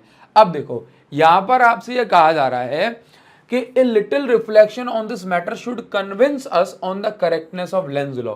मतलब ये चीज सही है, ये चीज सही है, इस चीज को हम कैसे कन्विंस हो सकते हैं इस फैक्ट से, तो समझो सपोज दैट, अब इसका उल्टा बता रहे हैं आपको, suppose that the induced current was in direction of opposite to the depicted in 6.6a। वो कह रहा है कि सोचो कि इंड्यूस्ड करंट की डायरेक्शन वो नहीं होती जो हमने अभी आपको बताई है, जो आपको सिखाई है। अगर करंट की डायरेक्शन वो ना होती, उसके ऑपोजिट होती, इस डायग्राम का वास्ता दिया है उसने, ठीक है, इसके ऑपोजिट होती तो क्या होता, तो क्या होता, सोचो कि अगर इंड्यूस्ड करंट की डायरेक्शन इसके ऑपोजिट होती, यानी कि सोचो कि अगर डायरेक्शन क्लॉकवाइज होती, कैसी होती, क्लॉकवाइज, तो इसका मतलब यह है कि यहां पे बनता साउथ पोल, और ये साउथ पोल बनता तो इस नॉर्थ पोल को खींचता, मतलब एक्सेलरेशन होती। सोचो कि साउथ पोल बन रहा है, फिर से कहां रख दिया मैंने इसको, सोचो कि यहां पे ना ऐसा हुआ कुछ, यहां पे साउथ पोल बना, यहां पे साउथ बना, यहां रखिए बाहर मैग्नेट, तो ये साउथ पोल इस मैग्नेट को फोर्स लाए खींचेगा, और ये मैग्नेट खींचेगी, एक्सेलरेट होगा, इसकी वेलोसिटी बढ़ेगी, और यहां पे खींच के ये दूसरी साइड, क्यों, अचानक से रुक तो नहीं सकती इनर्शिया, ठीक है। अभी क्या होगा, ये नॉर्थ पोल को अगर अट्रैक्ट करेगी, ये यहां पे गया, अभी क्या होगा, ये दूर जाएगी, फिर ये इसको अट्रैक्ट कर लेगा, फिर अट्रैक्ट कर लेगा, फिर ऐसे ऐसे, तो इसका मतलब ये हो गया कि ये जो है ये लगातार फिर ऐसे ऐसे ही ऑसिलेशन का कार्यक्रम चलता रहता। लेकिन अब ऐसा नहीं, अगर ऐसा चलता रहता है तो उसका मतलब है कि ये मशीन तो परपेचुअल मोशन होता रहता है ना, मतलब ये कभी खत्म ही नहीं होता। तो यहाँ पे कंजर्वेशन ऑफ एनर्जी का जो रूल है वो वॉयलेट हो जाता, क्या हो जाता, वॉयलेट हो जाता, ठीक है। वही चीज यहाँ पर लिखी हुई है, देखो, ठीक। अगर डायरेक्शन उल्टी होती तो ऐसे केस में साउथ पोल जो होता है ये क्या करता है, अप्रोच करता है नॉर्थ पोल को, है ना, और इसके कारण से अट्रैक्शन होता, एक्सेलरेशन बढ़ जाती। और अगर आप हल्का सा भी पुश दे दोगे तो यहाँ पे ये प्रोसेस में क्या होता है, काइनेटिक एनर्जी ये बढ़ती रहेगी, ठीक है। और ऐसे केस में ये जो मोशन है ये परपेचुअल मोशन हो जाएगा, मतलब ये कभी रुकेगा ही नहीं, फिर कभी रुकेगा ही नहीं, ठीक है। बस ये बात यहां पर कही जा रही है। और ये क्या करता, देन ये कंजर्वेशन ऑफ एनर्जी को वॉयलेट करता, लेकिन ऐसा नहीं होता क्योंकि डायरेक्शन ऑफ इंड्यूस्ड करंट हमेशा अपोज करती है, रोकती है, रिपेल करेगी अगर करंट बढ़ रहा है तो, ठीक है। नाउ अभी देखिए जरा, फ्लक्स बढ़ रहा है तो अभी देखिए जरा, now consider the correct case. अब करेक्ट केस की बात कर रहे हैं तो वो तो हमने आपको समझा ही दिया है। और करेक्ट केस में क्या होता है, करेक्ट केस क्या है कि अब अगर ये नॉर्थ पोल यहां बन गया तो इसको जो भी व्यक्ति इसको पुश कर रहा है हल्का सा, तो अभी क्या होगा, अगर हल्का सा पुश कर रहा है कोई व्यक्ति तो उसको फोर्स लगाने में कुछ वर्क करना पड़ेगा, यानी कि उसको कुछ एनर्जी खर्च करनी पड़ेगी, और उसकी वही एनर्जी यहाँ पे इलेक्ट्रिकल एनर्जी के फॉर्म में स्टोर हो जाएगी, या कहूं कि इलेक्ट्रिकल एनर्जी फॉर्म में कन्वर्ट हो जाएगी। अदरवाइज क्या होता, आप हल्का सा पुश करो, ठीक है, आपने हल्का सा पुश करा और वर्क आपको ज्यादा मिल रहा है, भाई साहब आपने वर्क थोड़ा सा किया और एनर्जी बहुत मिल रही है, ऐसा कैसे पॉसिबल है, तो यहाँ पे कंजर्वेशन ऑफ एनर्जी वॉयलेट हो जाता, ठीक है। ध्यान दो जरा, तो ये सारी चीजें हो गई, ठीक। Where does the energy spend, अब जो पर्सन ने एनर्जी करी वो कहाँ गई, करंट फ्लो हुआ और कुछ हीटिंग के फॉर्म में जो है खत्म हो गई, ठीक है। अब यहाँ पे कुछ डायरेक्शन ऑफ इंड्यूस करंट के बारे में बताया जाता है, कहता है कि कौन कौन इन फिगर्स में, एग्जाम्पल नंबर 4 है, 6.4 है, एग्जाम्पल 6.4 है, कह रहा है कि इन फिगर्स में डायरेक्शन ऑफ इंड्यूस करंट क्या क्या है। तो बस सिंपल सी बात है, मान के चलो, आप हमेशा याद रखो, हमेशा याद रखो, अगर आप करंट की डायरेक्शन में उंगलियों को घुमा रहे हो ना, तो थंब जो होता है ये दूसरा रूल, इसको अपन बोलते हैं राइट हैंड कर्ल रूल, आप इसको बोल सकते हैं, ठीक है। वैसे इसको राइट हैंड ग्रिप रूल बोलते हैं, जिस डायरेक्शन में करंट फ्लो हो रहा है थंब बताएगा नॉर्थ पोल को, ठीक है। नॉर्थ पोल से मैग्नेटिक फील्ड निकलती हैं। तो मान के चलो पूछ रहा है कि इनमें करंट की क्या क्या डायरेक्शन है, ऑल्दो मैंने इनको अलग से कराया हुआ है, लेकिन फिर भी हम थोड़ा सा डिस्कशन कर लेंगे। लेट्स से ABCD है। अब इसमें जो मैग्नेटिक फील्ड अंदर की साइड जा रही है, कहाँ जा रही है, मैग्नेटिक क्रॉस का मतलब क्या, तो मैग्नेटिक फील्ड अंदर की साइड, तो इसको ऐसे मैग्नेटिक फील्ड बनानी है। अच्छा सॉरी, यहाँ पर समझो, ये ऐसा केस है कि पहले ही आधा पीस इसका बाहर है ये वाला लूप, अब इसको अंदर लेके आया जा रहा है, अंदर लेके आया जाएगा तो मैग्नेटिक फ्लक्स बढ़ेगा कि घटेगा, आंसर है मैग्नेटिक फ्लक्स बढ़ेगा, है ना। तो मैग्नेटिक फ्लक्स इंक्रीज होगा, तो ये क्या चाहेगा, ये लूप चाहेगा कि मैग्नेटिक फ्लक्स इंक्रीज ना हो, तो ये उसको डिक्रीज करना चाहेगा, डिक्रीज करना चाहेगा मतलब ऑपोजिट डायरेक्शन में करंट जो है मैग्नेटिक फील्ड बनाना चाहेगा। तो एक्सटर्नल मैग्नेटिक फील्ड अंदर की साइड बन रही है, तो ये लूप बाहर की साइड मैग्नेटिक फील्ड बनाना चाहेगा, और बाहर की साइड मैग्नेटिक फील्ड के लिए करंट की डायरेक्शन ऐसे होना चाहिए, थंब बाहर जा रहा है मतलब मैग्नेटिक फील्ड बाहर है, तो इसका मतलब है करंट की डायरेक्शन CDA, इस तरीके से ये करंट की डायरेक्शन होगी, C से लेके D, D से लेके A से लेके B, B से लेके वापस C, ठीक है। तो वैसे लगा लेना। इसी प्रकार से इसको बाहर लेके जाया जा रहा है, अब बाहर लेके जा रहा है तो उसका मतलब फ्लक्स डिक्रीज होगा, तो उसका मतलब फ्लक्स को सपोर्ट करेगा तो एक्सटर्नल की सेम डायरेक्शन में बनाएगा। सेम डायरेक्शन में बनाने के लिए अंगूठा अंदर जाना चाहिए क्योंकि ऑलरेडी मैग्नेटिक फील्ड अंदर है, ठीक है। तो इसको ऐसी डायरेक्शन में मैग्नेटिक फील्ड बनाना चाहिए, A से C, C से B, B से A, ठीक है। कह रहा है कि अगर इसको बाहर निकाला जाए तो ये आपका होमवर्क है, आप मुझे बता दें जरा कि क्या होगा इसका आंसर, ठीक है। चलिए आगे बढ़ जाएंगे, स्क्रीनशॉट ले सकते हैं, एग्जाम्पल नंबर 6.5 पे आ जाएंगे, ठीक। तो ये आपको समझा ही दिया है, ठीक है। क्वेश्चन नंबर मतलब एग्जाम्पल नंबर 6.5 में क्या दिया हुआ है एक बार देख लेते हैं। समझो, एक close loop is held stationary, एक क्लोज लूप है जो कि स्टेशनरी रखा हुआ है between two strong magnetic poles, ठीक है। हेल्ड फिक्स मतलब लूप भी स्टेशनरी है, पोल्स भी फिक्स हैं।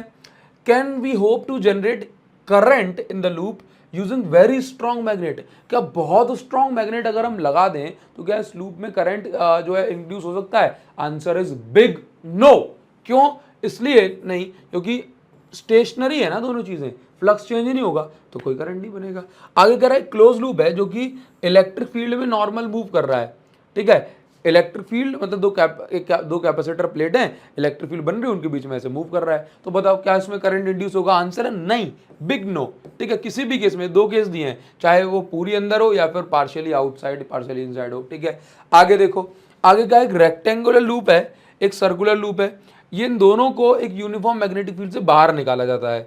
ठीक है, तो in which loop do you expect induced EMF to be constant? आप किस लूप में इंड्यूस्ड ईएमएफ को कांस्टेंट जो है कंसीडर कर सकते हैं? आंसर देखो यहां बता रहा है वो, देखिए अगर मान के चलो अगर हम इसको बाहर निकालेंगे तो एक सेकंड में बराबर बराबर बराबर बराबर एरिया बाहर निकलेगा, लेकिन अगर हम इसको बाहर निकालेंगे तो यहां पे देख रहे हो अनइक्वल एरिया, पहले इतना फिर इतना फिर इतना। ठीक है, तो अनइक्वल पोर्शन बाहर निकलेगा, तो अनइक्वल रेट से ही ईएमएफ इंड्यूस होगा। ठीक है, अब वो कह रहा है अगले केस में यहां पर आपको पोलैरिटी बतानी है। क्या बतानी है? पोलैरिटी बतानी है। पोलैरिटी बतानी है मतलब ये मान के चलो कि यहां पे किसी भी एक मैग्नेट को देख लो, मान के चलो कि यहां पे जो है, या फिर यहां से देख लो, चलो ये साउथ पोल इस साइड जा रहा है, हम अपनी साइड से देखेंगे, ये साउथ पोल इस साइड जा रहा है, तो ये अपोज करने के लिए इस साइड क्या बनाएगी? इस साइड साउथ पोल बनाएगी। यहां से नॉर्थ पोल आ रहा है, अपोज करने के लिए इस साइड नॉर्थ पोल बनाएगी। तो आप कोई भी साइड कंसीडर कर लो, आंसर दोनों सेम आने वाला है। साउथ पोल बनाने के लिए कौन सी डायरेक्शन में करंट फ्लो होना जरूरी है? आंसर है साउथ पोल बनाने के लिए, देखो कैपेसिटर में ऑल तो डायरेक्ट करंट फ्लो नहीं होता, लेकिन सोचो कि साउथ पोल बनाने के लिए करंट की डायरेक्शन यहाँ पे नॉर्थ बनाना है ना, यहाँ पे अंगूठा आना चाहिए, ऐसे घुमाओ करंट को कि इस साइड अंगूठा थंब आ जाए, तो करंट ऐसे इस डायरेक्शन में जाएगा, मतलब यहाँ से यहाँ, तो ए पॉजिटिव होना चाहिए, बी नेगेटिव, तभी तो करंट इस डायरेक्शन में फ्लो होगा। ठीक है, चलिए ऐसा केस है, तो ध्यान रखेंगे अपन कैसे पोलैरिटी डिसाइड करते हैं। तो ये हो गया। अभी हम पढ़ेंगे मोशनल ईएमएफ। मोशनल ईएमएफ क्या होता है? याद रखो, जब हम किसी कंडक्टर को मैग्नेटिक फील्ड में मोशन कराते हैं, उससे जो ईएमएफ या करंट इंड्यूस होता है उस प्रोसेस को हम बोलते हैं मोशनल ईएमएफ। ठीक है, जैसे मान के चलो यहाँ पर ये बताया गया है, let us consider straight conductor moving in uniform time independent magnetic field. देखो सिंपल सी बात कर रहा है कि ये हमारे पास एक कंडक्टर है PQ जो कि टाइम इंडिपेंडेंट मैग्नेटिक फील्ड में मूव कर रहा है। टाइम इंडिपेंडेंट मैग्नेटिक फील्ड का मतलब मैग्नेटिक फील्ड टाइम के साथ चेंज नहीं हो रही। अब यहाँ पर जो PQ है ये फ्री टू मूव है, मतलब यहाँ पर ये PQ जो है ये मूव कर सकता है। याद रखो ये जो है डिस्टेंस x है और इसकी जो लेंथ है, लेट से PQ की लेंथ हमने मान ली L।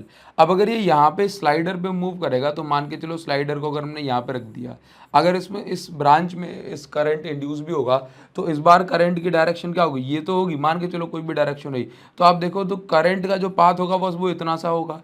अगर हमने स्लाइड करके इसको यहाँ तक रख दिया, क्योंकि करंट तो शॉर्टेस्ट पाथ ढूंढता है अपनी साइकिल को पूरा करने के लिए, तो करंट जो है यहाँ से यहाँ तक ही अपने रास्ते को फॉलो करेगा। ठीक है, तो आप यहाँ पर ये समझें कि टाइम के साथ कौन चेंज हो रहा है? ये x की वैल्यू ज़्यादा है, फिर कम कम कम इस तरीके से होती चली जाएगी। ठीक नाउ, तो हम समझते हैं कि मैग्नेटिक फ्लक्स को चेंज करने का तरीका, आप मैग्नेटिक फील्ड को चेंज कर दो, एरिया को कर दो या एंगल को। तो यहाँ पर हम क्या कर रहे हैं? एरिया को छोटा या बड़ा करते जा रहे हैं इसको स्लाइड करके। ठीक है, तो हमने मैग्नेटिक फ्लक्स को लिख दिया phi B is equal to B into area की जगह length into breadth L into x.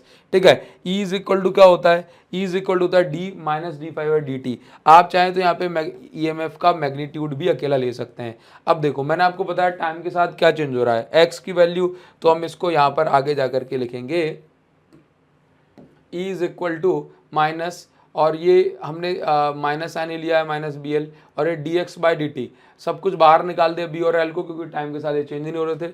ये एक्स की वैल्यू चेंज हो रही थी टाइम के साथ, तो आप इसको बी एल भी लिख सकते हैं। यहाँ पे इन्होंने minus D x by D T को लिया हुआ है वी, मतलब वेलोसिटी।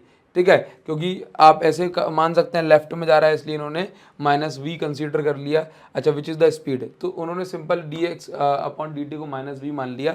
अदरवाइज आप इतना समझें कि यहाँ पर जो निकाला जा रहा है that is magnitude of induced EMF, मतलब माइनस साइन को आप स्टार्टिंग से भी नेग्लेक्ट करके रख सकते थे। वेक्टर लगा दिया मैंने, गलती की थी। ठीक है, चलो अभी इसके बाद आप यहाँ पर देखें आगे आपको क्या बताया जा रहा है। तो इस तरह से जो मोशन करा के जो ईएमएफ इंड्यूस हुआ है उसी को हमने क्या बोला? Motional EMF. और मोशनल ईएमएफ की वैल्यू क्या है? B into L into V. Thus we are able to produce induced EMF by moving conductor. Simple, हम जो है कंडक्टर को मूव करा के भी ईएमएफ को इंड्यूस कर सकते हैं। ठीक है, अच्छा आगे देखो, it is also possible to explain motional EMF expression in equation 6.5, ठीक है। तो कह रहा है कि आप मोशनल ईएमएफ के एक्सप्रेशन को अलग तरीके से ही बता सकते हो, यहाँ पे लॉरेंट्ज फोर्स का कॉन्सेप्ट आपको यूज करना पड़ेगा, ठीक। तो मान के चलो कि हमारे पास ये जो कंडक्टर था, यहाँ पर ध्यान से देखो, इस कंडक्टर में यहाँ पे P ऊपर है, Q नीचे है। तो कह रहा है कि जरूरी नहीं है कि आप ऐसे ही जो है एरिया को चेंज करें, आप ऐसा भी कर सकते हैं, आप ऐसा भी कर सकते हो कि ये हमारे पास एक कंडक्टर था, P ऊपर और Q नीचे। यहाँ पर कहा गया कि आप एक आर्बिट्रेरी चार्ज कंसीडर कर लो, ठीक। और इस चार्ज पे क्या होगा, उस चार्ज पे कुछ फोर्स, देखो जब आप इसको मैग्नेटिक फील्ड में मूव करा रहे हैं तो ये चार्ज पर कुछ फोर्स लगेगा, ठीक है। लेट्स से इस चार्ज पे फोर्स लगा, ये चार्ज ऊपर या नीचे चला गया, ठीक। मैं आपको पढ़वा देता हूँ तभी आप मानोगे।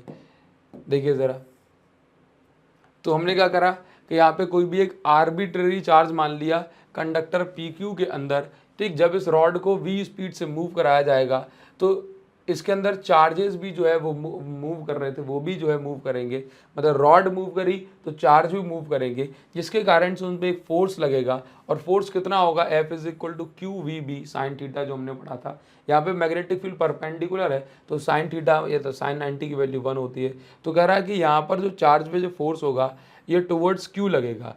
All charges experience the same force in the magnitude and direction irrespective of their position in the rod PQ.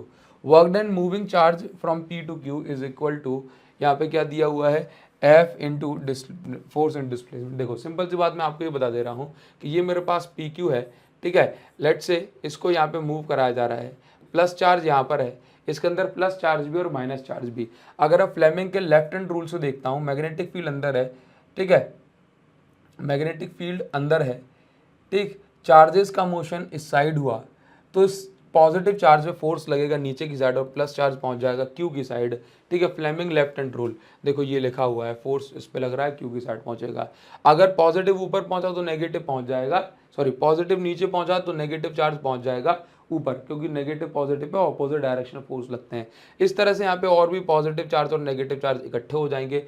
तो हम ये बोलेंगे कि यहाँ पर इस रॉड में कुछ ईएमएफ इंड्यूस हो गया। क्या इंड्यूस हो गया, इस रॉड में कुछ ईएमएफ इंड्यूस हो चुका है, क्योंकि प्लस माइनस मतलब पोटेंशियल डिफरेंस आ गया। ओपन सर्किट में पोटेंशियल डिफरेंस को ईएमएफ कहते हैं, ठीक। तो एक्चुअल में क्या हो रहा है कि यहाँ पर चार्ज को डिस्प्लेस कराया जा रहा है, चार्ज ऊपर नीचे ट्रांसफर हो रहे हैं। तो यहाँ पर हमने कहा work done moving charge from P to Q। अगर P से लेके Q तक चार्ज मूव कर रहे हैं, जरूर थोड़ा ना सेंटर में चार्ज, वो तो बता दिया था मैंने।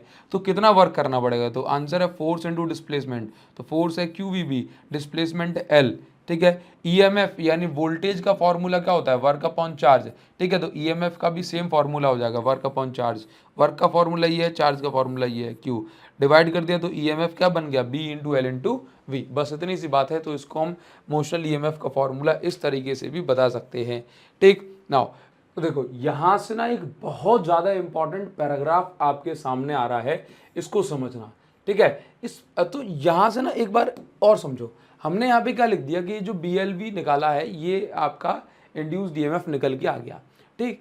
तो यहाँ पर हमने ना बहुत ज़्यादा प्रेजेंटेशन पे स्ट्रेस नहीं दिया है, बस हमें ये समझ में आ गया कि एक कंडक्टर अगर मूव कर रहा है यूनिफॉर्म और टाइम इंडिपेंडेंट मैग्नेटिक फील्ड में तो करंट बन सकता है उसके अंदर। देखो यहाँ पे क्या समझा कि कंडक्टर मूव कर रहा है तो उसके अंदर करंट बन रहा है, ठीक है। जबकि ऑन द अदर हैंड पिछले वाले केसेस में हमने ये पढ़ा था कि कंडक्टर भले ही स्टेशनरी है, लेकिन अगर मैग्नेटिक फील्ड चेंज हो रही है तो फिर उसमें करंट इंड्यूस हो रहा है।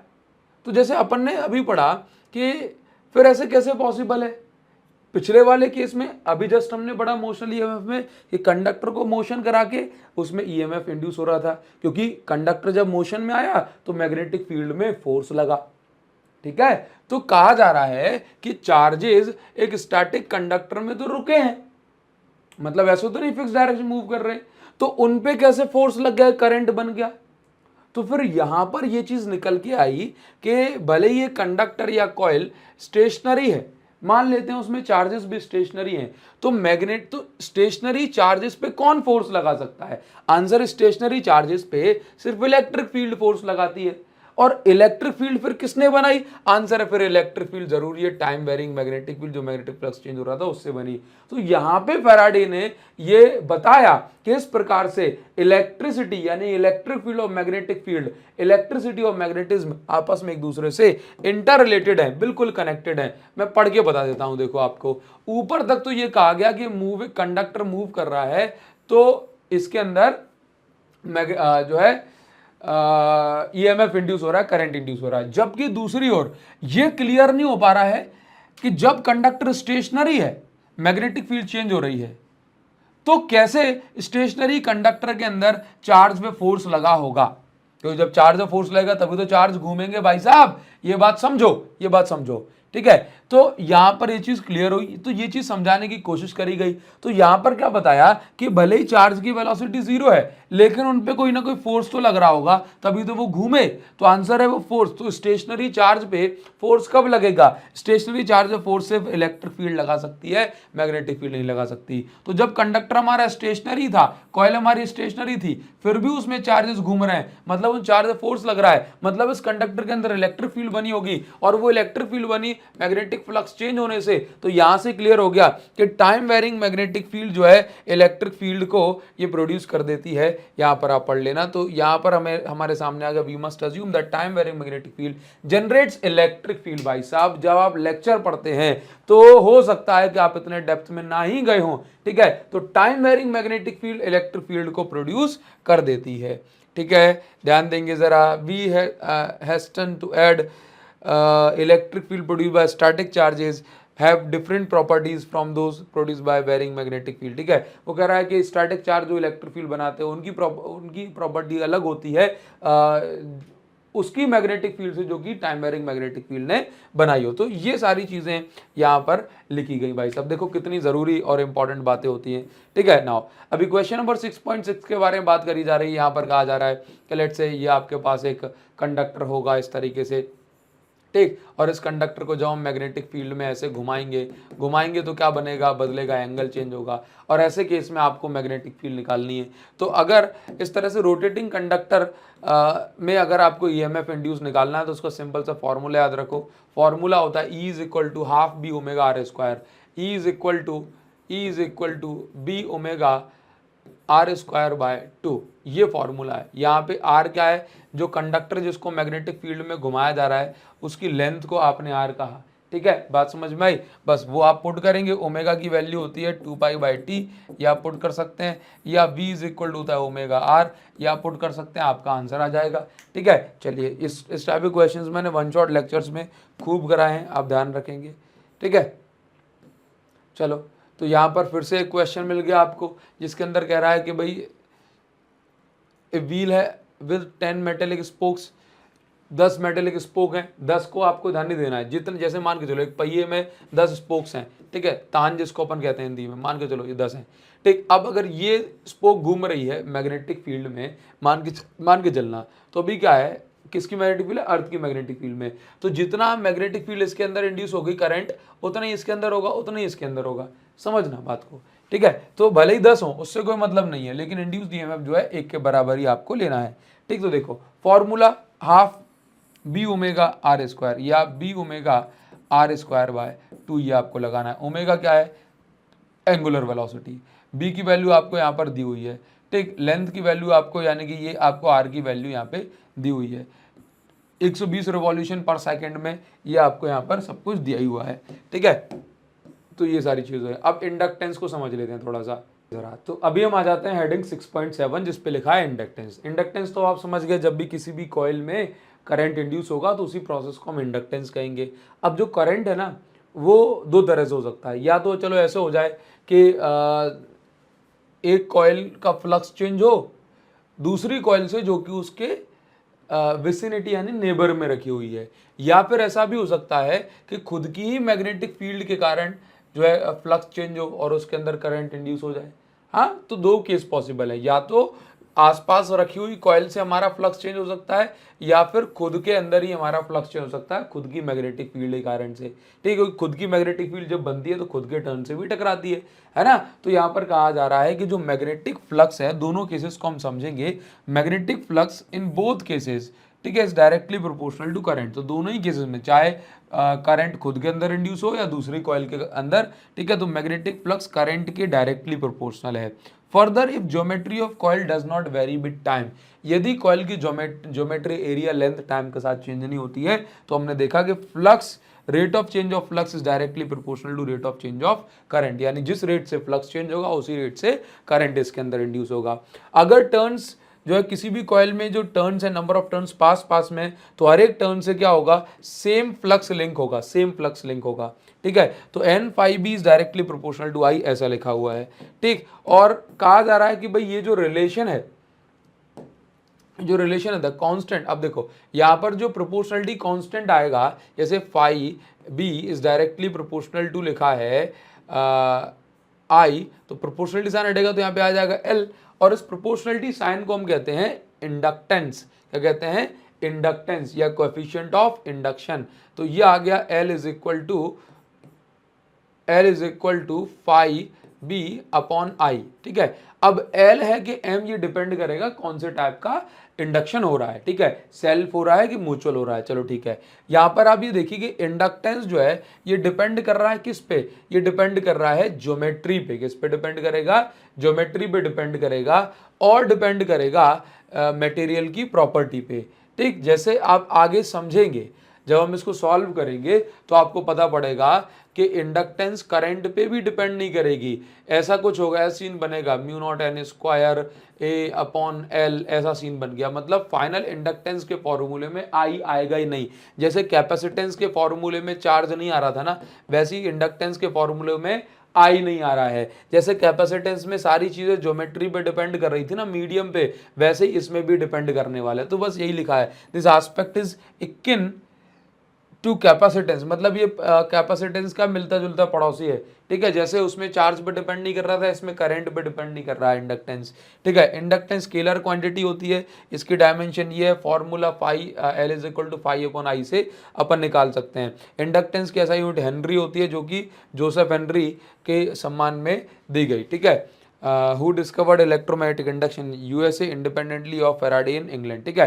नाउ अभी आगे आप ये देखेंगे कि इंडक्शन जो है दो टाइप के होते हैं, एक होता है म्यूचुअल इंडक्टेंस, दूसरा होता है सेल्फ इंडक्टेंस। अभी समझिए, पहले मैं आपको यहाँ पे सेल्फ इंडक्टेंस समझाऊंगा, उसके बाद म्यूचुअल इंडक्टेंस। तो सेल्फ इंडक्टेंस पे आ जाते हैं हम। सेल्फ इंडक्टेंस में क्या होता है, लेट्स से हमारे पास जो है एक कॉइल है, ठीक है। अब ये कॉइल है या सोलेनॉइड है, मान के चलो। अभी क्या हो रहा है कि इसकी मैग्नेटिक फील्ड बनी, आप मुझे एक बताओ, इसकी मैग्नेटिक फील्ड बनी, क्या इसकी मैग्नेटिक फील्ड से जो फ्लक्स होगा ये किसी और टर्न के साथ नहीं कनेक्ट होगा, बिल्कुल होगा, ठीक है। जैसे मान के चलो करंट की वैल्यू 0 से लेके मैक्सिमम तक पहुंचनी है, 0 से मैक्सिमम तक, तो मैग्नेटिक फ्लक्स जो होगा वो कहाँ से कहाँ तक जाएगा, 0 से मैक्सिमम।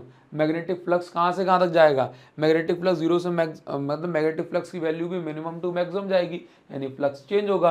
फ्लक्स चेंज होगा तो वो चेंजिंग फ्लक्स इन टर्न से कनेक्ट होगा, ये टर्न उस फ्लक्स को अपोज करने के लिए खुद के अंदर एक करंट इंड्यूस करेंगे, और इसी प्रोसेस को हम बोलते हैं सेल्फ इंडक्शन। क्या बोलते हैं, सेल्फ इंडक्शन। तो सोचो, जितना ज़्यादा करंट होगा उतना ही ज़्यादा फ्लक्स होगा। Flux is directly proportional to current. जब ये अपन प्रोपोर्शनली कांस्टेंट यहाँ पे लगाएंगे तो एल आ जाएगा।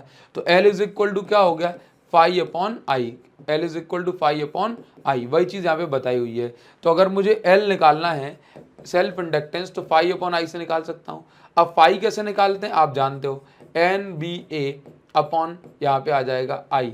अब बी की वैल्यू क्या है, मैग्नेटिक फील्ड लेट से सोलेनॉइड बना रहा है, तो बी की जगह हम पुट कर देंगे म्यू नॉट, जैसे यहाँ पे लिखा है एन, बी की जगह म्यू नॉट एन आई, ठीक, इंटू ए अपॉन में क्या है आई, आई से आई कट जाएगा तो आ गया म्यू नॉट। अब देखो जरा यहाँ पर अगर मैं स्मॉल एन के टर्म में लिख रहा हूँ या कैपिटल एन के टर्म में, तो देखो म्यू नॉट एन, इस स्मॉल एन को मैं लिख दिया एन अपॉन एल, ठीक है, क्योंकि स्मॉल एन टर्न डेंसिटी होता है, capital N total number of turns होता है। तो फॉर्मूला बन गया mu naught N square A by L, ऐसे बनेगा ये, ठीक है। नाउ तो ये तो हो गया सेल्फ इंडक्टेंस का फॉर्मूला, किसी भी सोलेनॉइड के अंदर बता दिया मैंने आपको। यहां पर बता रहे हैं सेल्फ इंडक्टेंस का और फॉर्मूला क्या हो सकता है, ईएमएफ कितना इंड्यूस होगा। तो फॉर्मूला देखो, E is equal to minus D phi by D T होता है।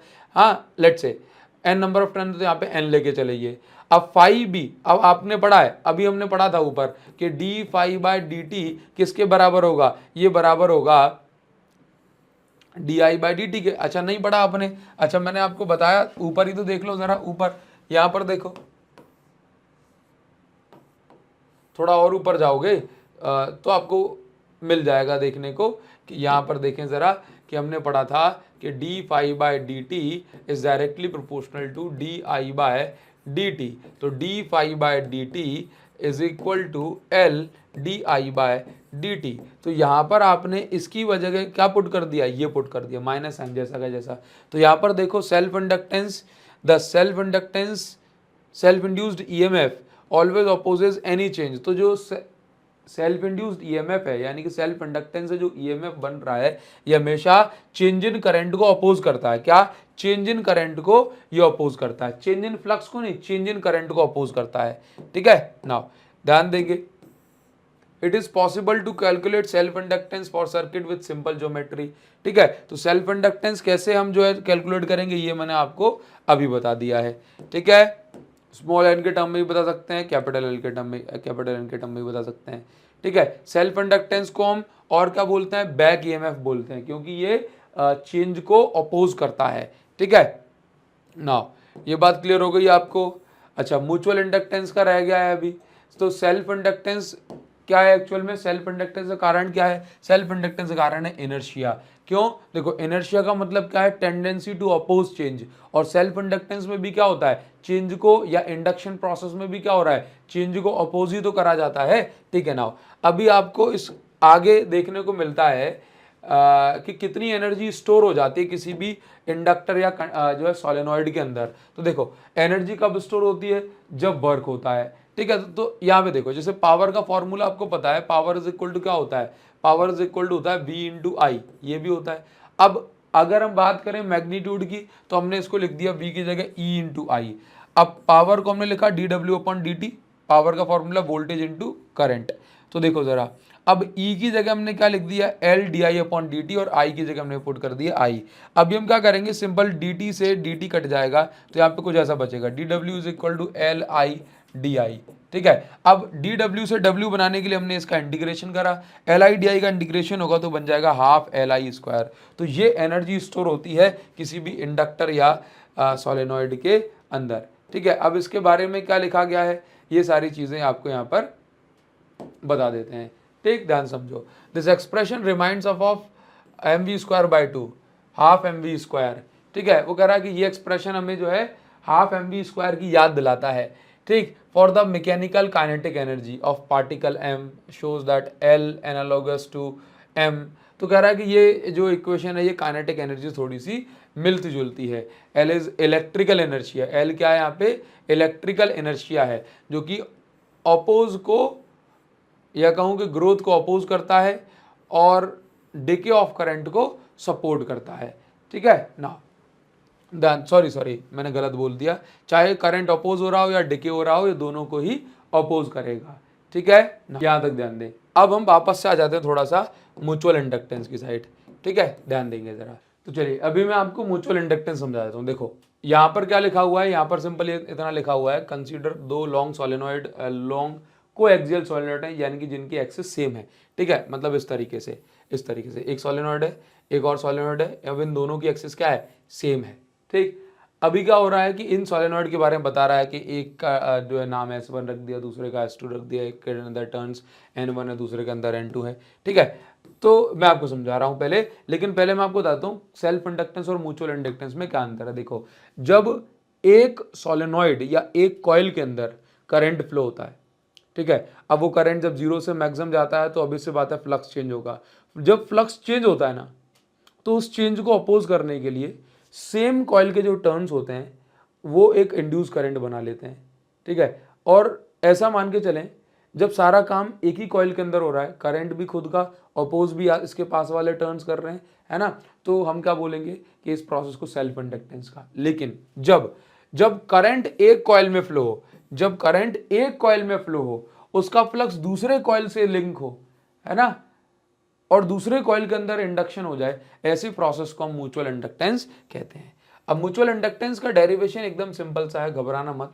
यहाँ पे समझ लो कि ये ऐसी कंडीशन बनाई जा रही है, ठीक है। अब समझ लो कि कभी भी म्यूचुअल इंडक्टेंस के लिए डेरिवेशन करना हो तो बहुत सिंपल सी बात है, याद रखो कि म्यूचुअल इंडक्टेंस का फॉर्मूले से फाई अपॉन आई होता था सेल्फ इंडक्टेंस का, वैसे ही इसका भी है। मान के चलो सेकंड कॉइल में म्यूचुअल इंडक्टेंस हो रहा है, ठीक है, फर्स्ट के कारण, इसका मतलब फर्स्ट का करंट है और सेकंड में जो है फ्लक्स, जैसे मान के चलो किसी सोलेनॉइड S1 में करंट इंड्यूस हो रहा था, तो क्या फॉर्मूला क्या था, फर्स्ट वाले का फ्लक्स चेंज, फर्स्ट वाले का फ्लक्स चेंज हो रहा था ना, फर्स्ट वाले का ही current.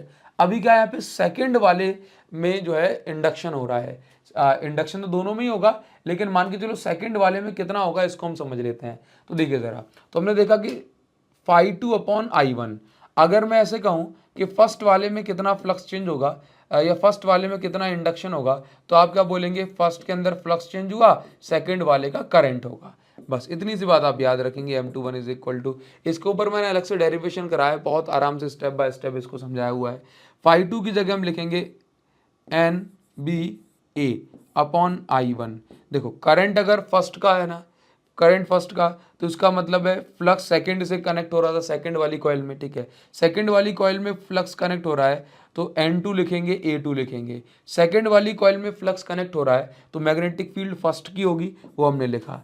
M21 is equal to, N2 की जगह क्या लिखा, N2 की जगह हमने लिखा, N2 की जगह लेट से लिखा N2 की जगह N2, मैं इसको ऐसे लिख देता हूँ mu N2 into L. Magnetic field first वाले की तो म्यू नॉट एन आई, तो N1 इंटू I1, A2 की जगह A2 अपॉन में क्या है I1, I1 से I1 कट जाएगा, तो M21 इज इक्वल टू क्या बचेगा, M21 इज इक्वल टू बचेगा mu naught N1 N2 into L into A2, या सिंपल मैं इसको दोनों का एरिया अगर सेम है तो मैं दोनों का एरिया को सिंपल A लिख दूंगा। तो आप यहाँ पर देखेंगे कि यहाँ पर एरिया की जगह आप पाई आर स्क्वायर भी पुट कर सकते हो। देखो फॉर्मूला कुछ इस तरीके का निकल गएगा, आप इसको पाई आर स्क्वायर की जगह सिंपल A पुट कर दें।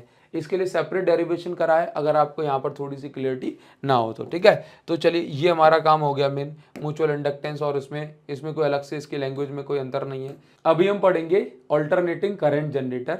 मैं माफ़ी चाहूँगा वन शॉट में AC जनरेटर मुझसे मिस हो गया था, ठीक है, लेकिन अभी हम इसको अच्छे समझ लेते हैं। देखो AC जनरेटर क्या है, एक ऐसा डिवाइस जो मैकेनिकल एनर्जी को इलेक्ट्रिकल एनर्जी में कन्वर्ट करता है। मतलब जब हम आपने शादियों में देखा होगा कभी, या वैसे भी जब हम जनरेटर की ऐसे हैंडल को घुमाते हैं ऐसे, ठीक है, तो क्या होता है, इलेक्ट्रिसिटी आ जाती है। मतलब हमने मैकेनिकल वर्क किया, मैकेनिकल एनर्जी दी जनरेटर को, उसने हमें इलेक्ट्रिकल एनर्जी में कन्वर्ट करके दी। एक्चुअल में AC जनरेटर में क्या होता है, यहाँ पे मेन काम की बात समझेंगे आप, और पूरी लैंग्वेज में जो काम की चीज़ लिखी है वो मैं आपको बता देता हूँ। दो मैग्नेटिक पोल होते हैं, एक नॉर्थ पोल और एक साउथ पोल।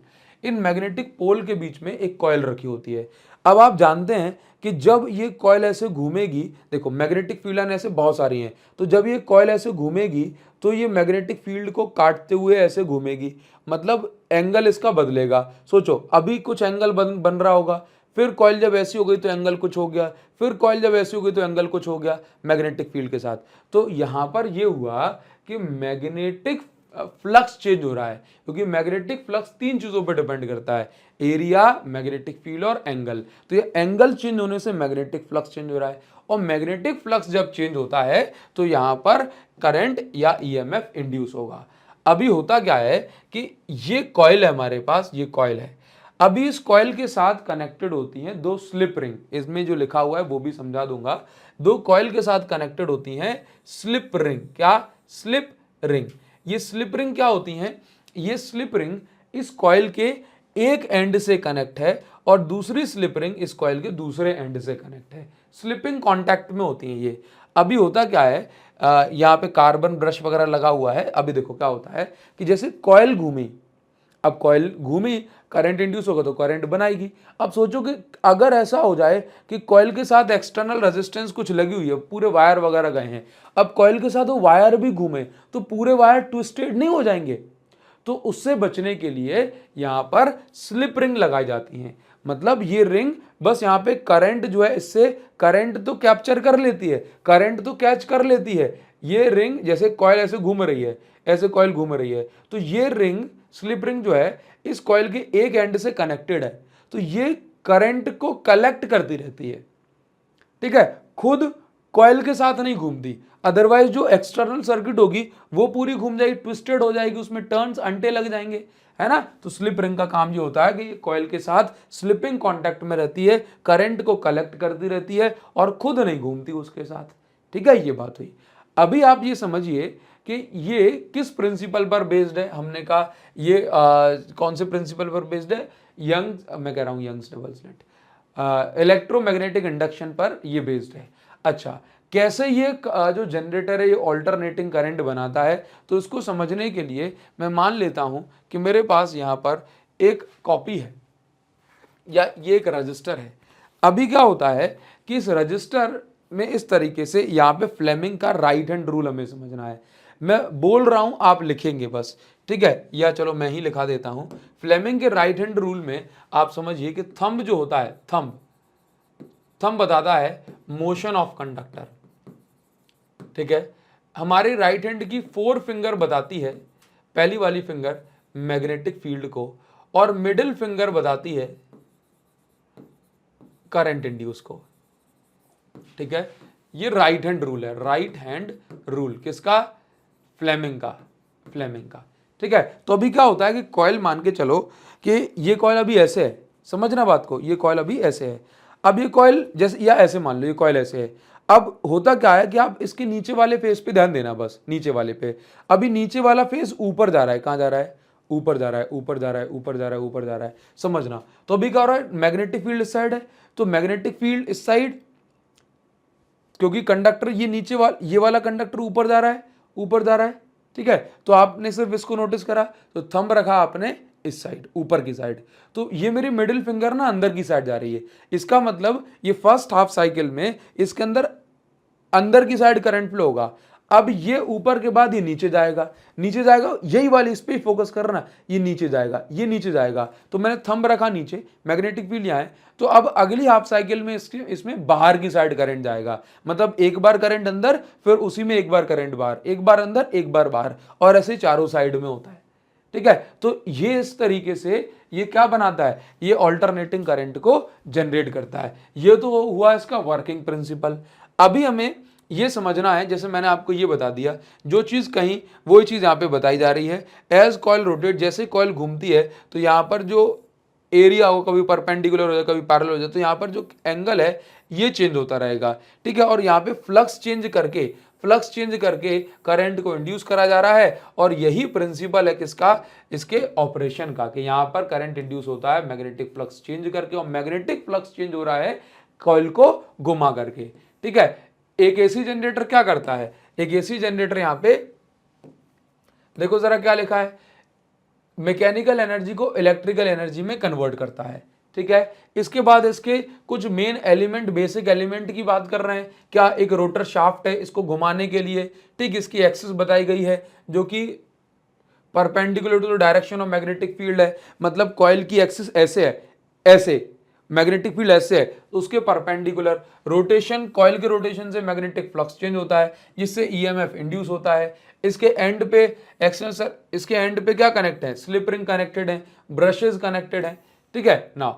आगे क्या है, जब कॉइल को घुमाया जाता है एंगुलर स्पीड ओमेगा से, ठीक है, तो क्या होता है भाई, मैग्नेटिक फ्लक्स चेंज होता है। अब आप सभी लोग जानते हैं कि ईएमएफ इंड्यूस कितना करेगी ये कॉइल, तो उसका फॉर्मूला क्या होता है, E is equal to n minus N D phi by D T.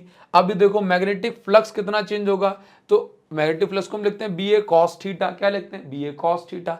जो कॉइल घूम रही है वो ओमेगा वेलोसिटी के साथ घूम रही है, एंगुलर वेलोसिटी, तो थीटा को हम लिख लेते हैं omega T, angular velocity into time, तो थीटा को हमने लिखा ओमेगा टी। तो जब हमने इसका डिफरेंशियल वगैरह करा इस इक्वेशन का, क्योंकि डी बाई डी टी लिखा है ना यहाँ पे, तो डी बाई डी टी का हमने डिफरेंशियल, तो जब हमने इसका डिफरेंशियल करा तो फाइनली जो ईएमएफ की इक्वेशन आ गई वो आ गई एन बी ए ओमेगा साइन ओमेगा टी।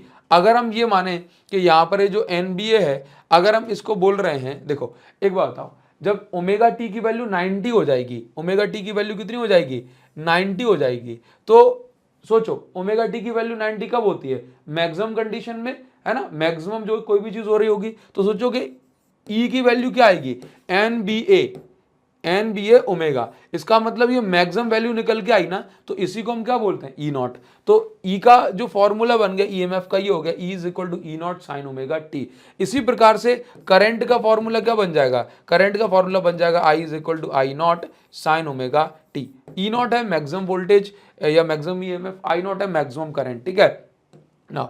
यहां पर देखिए जरा आप, यहाँ पर कुछ ज़रूरी बातें हैं जो हमें समझनी है। ये तो नॉर्मल सा पॉइंट यहाँ पर लिखे हुए हैं, commercial generator, mechanical energy required for rotation of armature provide by water वगैरह। कह रहा है कि जो कॉमर्शियल जनरेटर हैं उनमें इस जनरेटर को घुमाना है, जनरेटर को घुमाया था टरबाइन से, इंसान नहीं हाथ पकड़े घुमाता उसका, ठीक है। और टरबाइन को घुमाया जाएगा, या तो स्टीम उस पर इंसर्ट करा जाएगी उसकी ब्लेड पे, या फिर पानी जो ऊपर से हाइट से पड़ेगा, ठीक है। बात समझ में आ रही है। तो पानी जब गिरेगा वो टरबाइन घूमेगी, टरबाइन जनरेटर घूमेगा, तो वो इसको हम बोलते हैं क्या, इसको हम बोलते हैं हाइड्रो पावर प्लांट, जो कि हाइड्रो मतलब पानी की एनर्जी को कन्वर्ट करा जाता है। इसी तरीके से मैंने कहा कि दूसरा तरीका क्या है कि टरबाइन को पानी से नहीं घुमाना, तो एक प्रेशराइज स्टीम से घुमाओ। स्टीम के लिए पानी को गर्म करना पड़ेगा, ठीक है, पानी को गर्म करना पड़ेगा, और इस ऐसे जनरेटर को हम बोलते हैं थर्मल पावर प्लांट या थर्मल जनरेटर। अच्छा, इसके अलावा न्यूक्लियर फ्यूल से भी आप देखो, इंस्टेड ऑफ कोल, आप कोल का इस्तेमाल मत करो पानी को गर्म करने में, आप न्यूक्लियर फ्यूल का यूज करो, ठीक है। तो यहां से हमें क्या मिल रहा है, न्यूक्लियर पावर जनरेटर, ठीक। मॉडर्न डे में हम जो यूज कर रहे हैं, modern day generator produce electric power as high as 500 megawatt, है ना, 500 मिलियन वॉट की जो है ये modern day generator electricity produce करते हैं, ठीक है। वन कैन लाइट, इसको समझा रहा हूं, up to 5 million 100 watt bulb, है ना, मतलब इतने सारे बल्ब हम जो है जला सकते हैं, ठीक है। अच्छा, एक और चीज़ है कि भारत में 50 हर्ट्ज है, बाकी यूएसए ऐसी बड़ी कंट्रीज में, यानी कि यूएसए जुड़ी हुई कंट्री में 60 हर्ट्ज फ्रीक्वेंसी है, मतलब उनका जनरेटर 1 सेकंड में 60 रोटेशन कर लेता है। अच्छा, इसको समझो जरा, ये क्या बताया जा रहा है, ये बताया जा रहा है कि जब भी जनरेटर घूमता है तो उसमें 4 स्टेजेस होती हैं। कितनी स्टेज, 4 स्टेज। चारों स्टेज को समझ लेते हैं। मान के चलो ये पहली स्टेज है, इस स्टेज में कितना एंगल बन रहा है, देखो यहाँ पे थीटा की वैल्यू 0 डिग्री बताई जा रही है। देखो मान के चलो पहली स्टेज कुछ इस तरीके से है कि जो देखो प्लेन ऑफ आर्मेचर यानी कॉइल का जो प्लेन है ये मैग्नेटिक फील्ड के परपेंडिकुलर है, यानी कि मैग्नेटिक फील्ड ऐसे है और प्लेन ऐसे है, तो बताओ यहाँ पे एंगल कितने डिग्री बनेगा, एंगल 90 डिग्री मत बोलना, 90 मत बोलना, कितना बोलोगे, देखो ये एरिया वेक्टर इस साइड जाएगा, मैग्नेटिक फील्ड भी इस साइड जा रही है, कितने degree, 0 degree, theta is equal to 0 degree. तो ईएमएफ कितना इंड्यूस्ड हुआ, E is equal to E naught sine omega T. तो यहां से E is equal to omega T या थीटा की वैल्यू कितनी हो गई, 0, तो यहां पे वैल्यू आई 0, ठीक है। इसके बाद कॉइल को घुमा दिया कितने डिग्री पे, 90 डिग्री पे, 90 डिग्री, कॉइल ऐसे है, मैग्नेटिक फील्ड ऐसे, तो एरिया वेक्टर कहां जाएगा, कॉइल का ऊपर।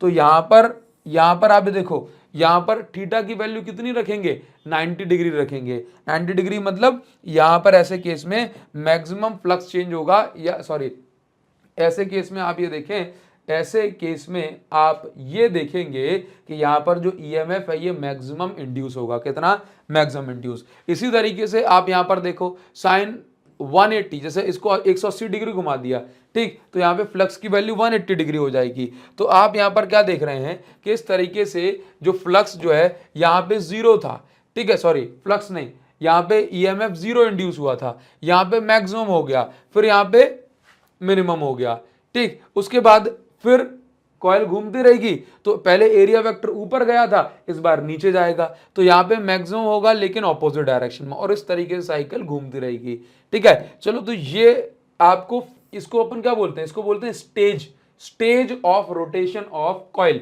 ठीक है। नाउ ध्यान देंगे जरा, तो ये हो गया कंप्लीट आपका। अब इस पर बेस्ड जो न्यूमेरिकल्स वगैरह हैं ये हमने बहुत अच्छे से वन शॉट में कर लिए हैं, ठीक है। एनसीईआरटी का सॉल्यूशन इसका जो है अपलोड हो चुका है, ठीक। तो अभी ये जो समरी जो बची है आप इसको अच्छे से पढ़ लें एक बार, ठीक, फिर आपसे कुछ भी नहीं बचेगा, फॉर्मूले वगैरह अच्छे से याद कर लो, न्यूमेरिकल भी बनने लगेंगे। इस वीडियो के लिए बस इतना ही। ये वीडियो आपको कैसी लगी कमेंट सेक्शन में ज़रूर से बताना, ठीक। थोड़ा सा लेक्चर अगर बड़ा हो जाए अगला वाला, तो मैं उसको बुक पे भी करा सकता हूँ, अगर आप चाहते हैं सर बुक पे भी चलेगा, कोई इशू नहीं है, तो भी मुझे कमेंट सेक्शन में लिख के बताना। इस वीडियो के लिए इतना ही, मिलेंगे आपसे नेक्स्ट वीडियो में, तब तक ले thank you so much guys, thanks a lot, see you again in the next video, thank you.